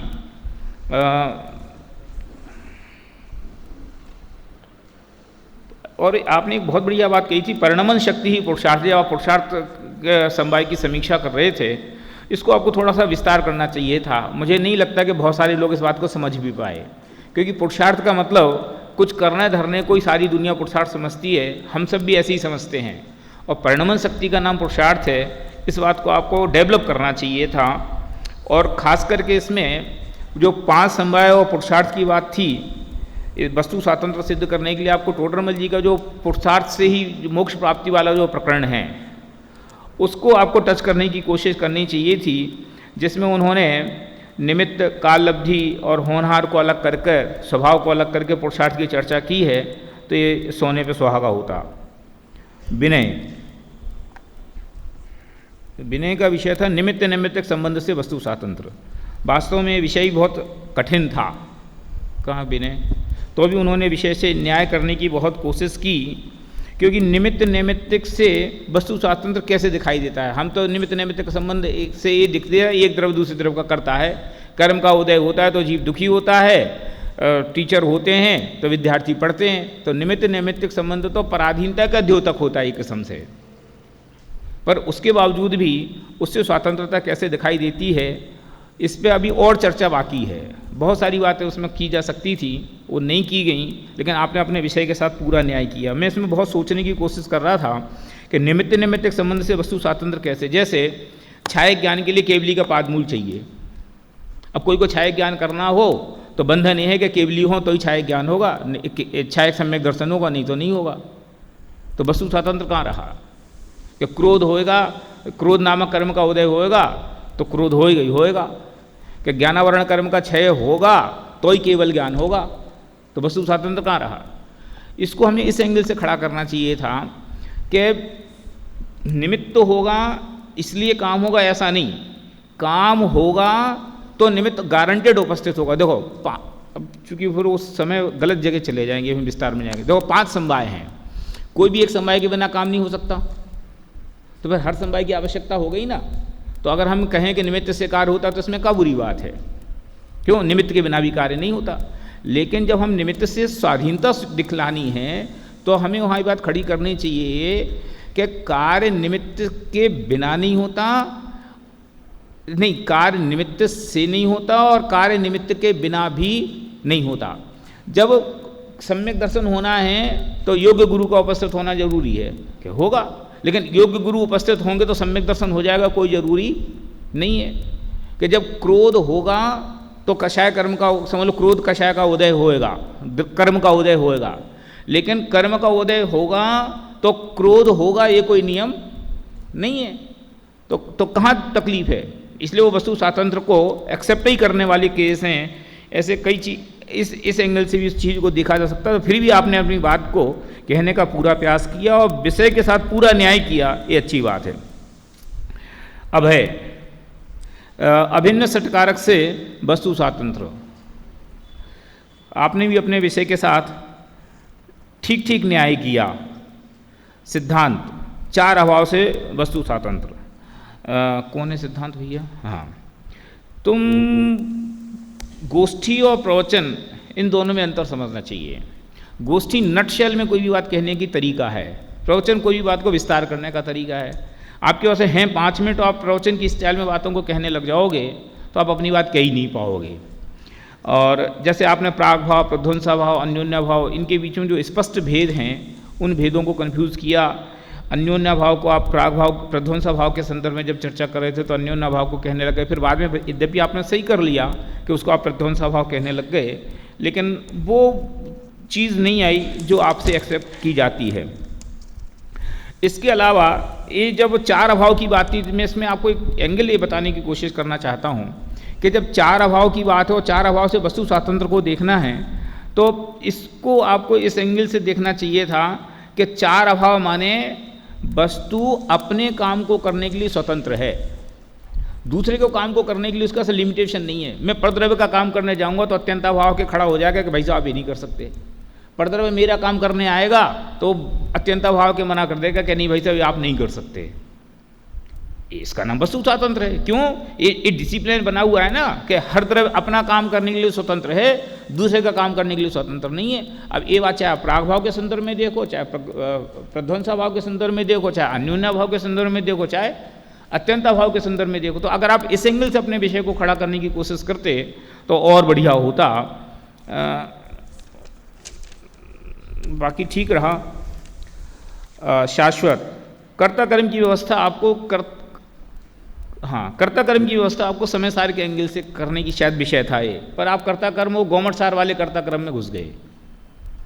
शुरुआत आपने ठीक की थी लेकिन फिर बाद में आप वहाँ चले गए, इसलिए वो विषय पूरा नहीं हो पाया। और कर्ता कर्म की से वस्तु स्वातंत्र पूरे समय सार में कदम कदम पे कहा ही गया है, इसलिए आप उसको अगर और ढंग से उठाते तो आप अपने विषय के साथ ज़्यादा न्याय करते। नयन क्रमबद्ध पर्याय से वस्तु स्वातंत्र। नयन हाँ, इनका विषय भी अच्छा था, विषय के साथ इन्होंने न्याय भी पूरा किया। अगर हम कहें तो इनमें अक्षय वक्ता के पूरे गुण मौजूद हैं। इनका वक्तव्य संतोषप्रद नहीं, बहुत बढ़िया रहा। अमन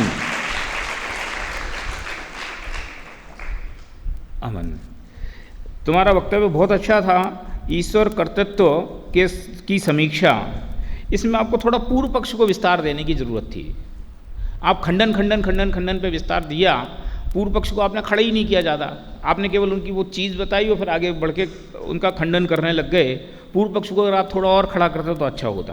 दो बातें इसमें और हो गई कि आपने जब ये कही ना ईश्वर को निमित्त कारण कैसे, हम तो ईश्वर को कर्ता निमित्त कारण की अपेक्षा मानते हैं, ये आपने अपने वक्तव्य में कहा, तो वो उसका रेफरेंस कोड करना चाहिए था, क्योंकि वो बात हमें भी ध्यान में नहीं आई। ठीक है। दूसरी बात, इसमें फिर तुमने कहा कि बरैया जी ने इस बात को स्वीकार किया, तो वो रेफरेंस भी वहाँ आपको कोड करना चाहिए था, क्योंकि जहाँ तक मेरी मान्यता है वो ये है कि ईश्वर कर्तृत्व को उन्होंने खड़ा ही नहीं किया। ईश्वर, वे कहते हैं आपका जो ईश्वर की जो आप डेफिनेशन मानते हो, ईश्वर ही खड़ा नहीं होता है तो ईश्वर का कर्तृत्व कैसे खड़ा होएगा। तो अगर आपकी ये शोध है तो आपको उसके रेफरेंस जरूर उपस्थित करना चाहिए। ओवरऑल बहुत बढ़िया बोला।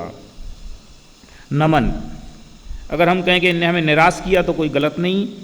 इनका विषय था लौकिक परिप्रेक्ष्य में वस्तु स्वातंत्र। लौकिक परिप्रेक्ष्य का सीधा सा मतलब ये है कि हम रोज के जीवन में अपने सुख शांति से रहने के लिए वस्तु स्वातंत्र को कैसे उपयोग कर सकते हैं, और दैनिक जीवन में कलह का कारण ही वस्तु स्वातंत्र को भूल जाना है। हम पुत्र के काम में हस्तक्षेप करते हैं, पुत्र हमारे काम में हस्तक्षेप करता है। व्यापारी नौकर के काम में हस्तक्षेप करता है, नौकर व्यापारी के काम में हस्तक्षेप करता है। ये झगड़ा है। और सब स्वतंत्र हो जाएं, सब अपने अपने हिसाब से काम करें, सब अपनी अपनी ड्यूटीज़ को फॉलो करें, इसमें कोई दिक्कत नहीं। स्वतंत्रता और स्वच्छंदता में अंतर है। जिसको जो काम कहा गया है वो सब काम अपना अपना करते रहें, तो इसमें कहाँ झगड़ा है। इस बात को मानिए विषय इतना बढ़िया था जिसको आप बहुत कुछ कह सकते थे, पर असली बात ऐसी रही कि आपको वक्तृत्व तो बहुत अच्छा आता है, लेकिन वक्तृत्व आने के बावजूद भी वो विषय के साथ उतना न्याय नहीं कर पाए जो हम उनसे अपेक्षा करते थे।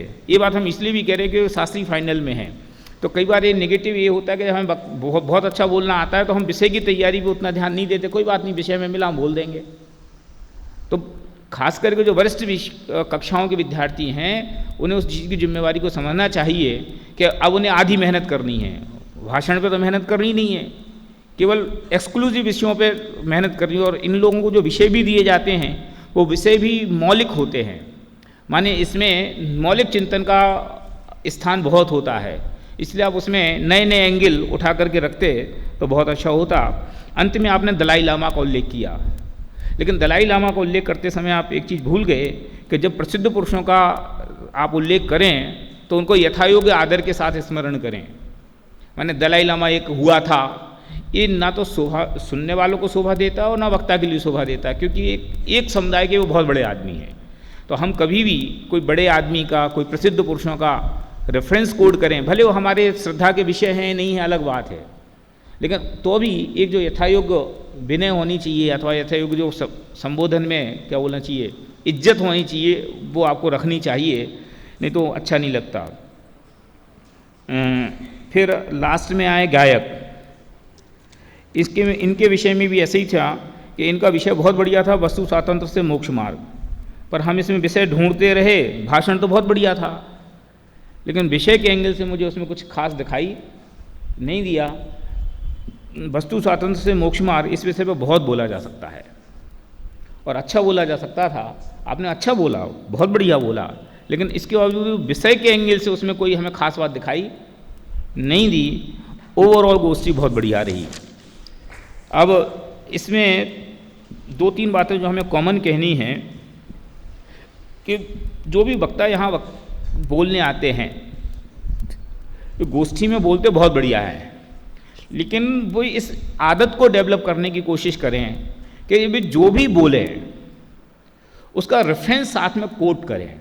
हम कोई भी बात बोलते हैं तो हम उस बात का कोई ना कोई संदर्भ साथ में रखें, और अकेला रखें नहीं, वो बताएं कि हमने ये बात यहाँ से खड़ी की है, हमने ये बात यहाँ से। हम सर्वनाम में सारी बातें कर जाते हैं कि सब समय सार में ऐसा लिखा है, यहाँ ऐसा लिखा है, अथवा कई बार तो हम समय सार को भी कोड नहीं करते।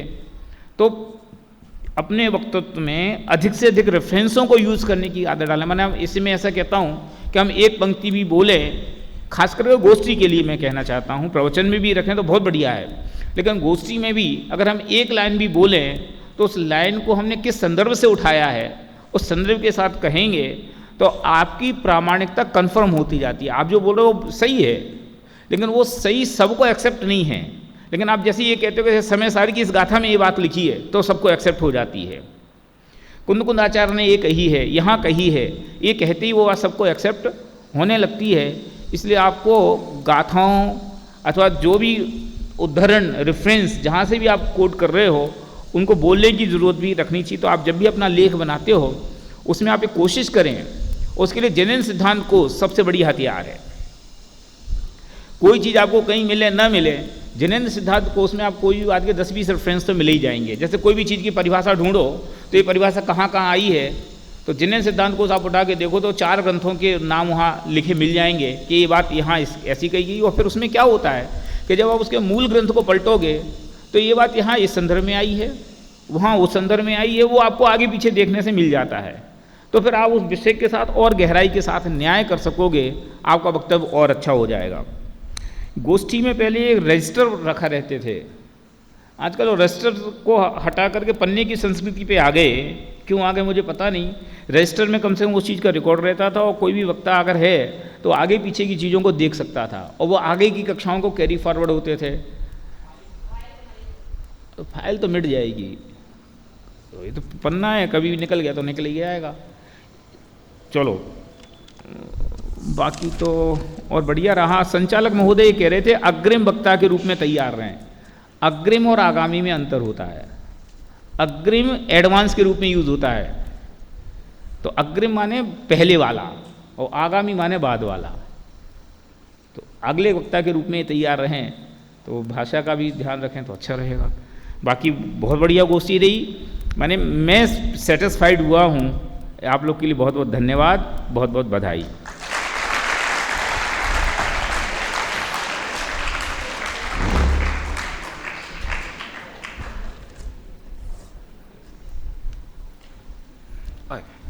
रुको।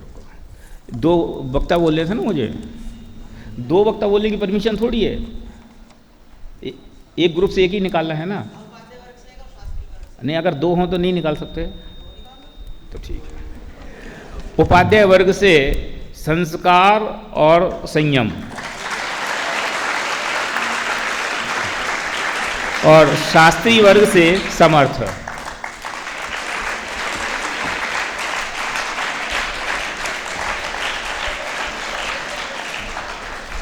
सभी विद्यार्थी जिनका नंबर लगा है वे अपने स्थान पर खड़े हो जाएं एवं मंच पर आकर आदरणीय भाई साहब से अपना पुरस्कार ग्रहण करें। कनिष्ठ उपाध्याय से भाई संस्कार, वरिष्ठ उपाध्याय से संयम एवं शास्त्री वर्ग में जिन्होंने स्थान प्राप्त किया ऐसे भाई समर्थ आएँ और आदरणीय भाई साहब से अपना पुरस्कार प्राप्त करें।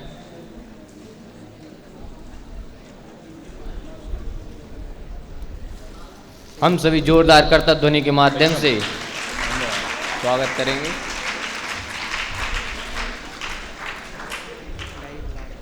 दादी बाद में ले लेगा। बहुत बहुत धन्यवाद आदरणीय भाई साहब का, जिन्होंने हमें निर्देशित किया एवं सुझाव दिए। हम आगे से अग्रिम गोष्ठी में उनके सुझावों पर अवश्य रूप से अमल करेंगे। अब मैं आदरणीय भाई साहब अध्यक्ष महोदय एवं मुख्य बिंदु बताए जिन्होंने ऐसे भाई आकाश जैन हलाज आएँ और पुरस्कार प्राप्त करें। प्रातःकालीन बेला में जिनवाणी चैनल पर दादा के प्रवचन के जिन्होंने मुख्य बिंदु बताए वे भी आएँ अपना पुरस्कार प्राप्त करें। अरहंत चैनल पर गुरुदेव श्री के प्रवचन के मुख्य बिंदु बताए वे भी आएँ अपना पुरस्कार प्राप्त करें। एवं जिन्होंने प्रश्न का उत्तर दिया वे विद्यार्थी भी आएँ अपना पुरस्कार यहाँ पर आदरणीय भाई साहब से प्राप्त करें। सुबह किसने मुख्य बिंदु बताए थे बाद में प्राप्त कर ले। मैं अभी मैं आदरणीय अध्यक्ष महोदय के आभार प्रदर्शन के लिए आदरणीय जिन कुमार जी भाई साहब को बुलाना चाहूँगा। आदरणीय भाई साहब आएँ और आभार प्रदर्शन। गोष्ठी का विषय था वस्तु स्वातंत्र। इस विषय पर जो विद्यार्थी कविता, लेख, निबंध किसी भी भाषा में लिखना चाहते हैं वे लिखें और शास्त्रीय अंतिम वर्ष में भाई शुभांशु जी और भाई विकेश जी के पास जमा करावें अगले रविवार तक। जय जी।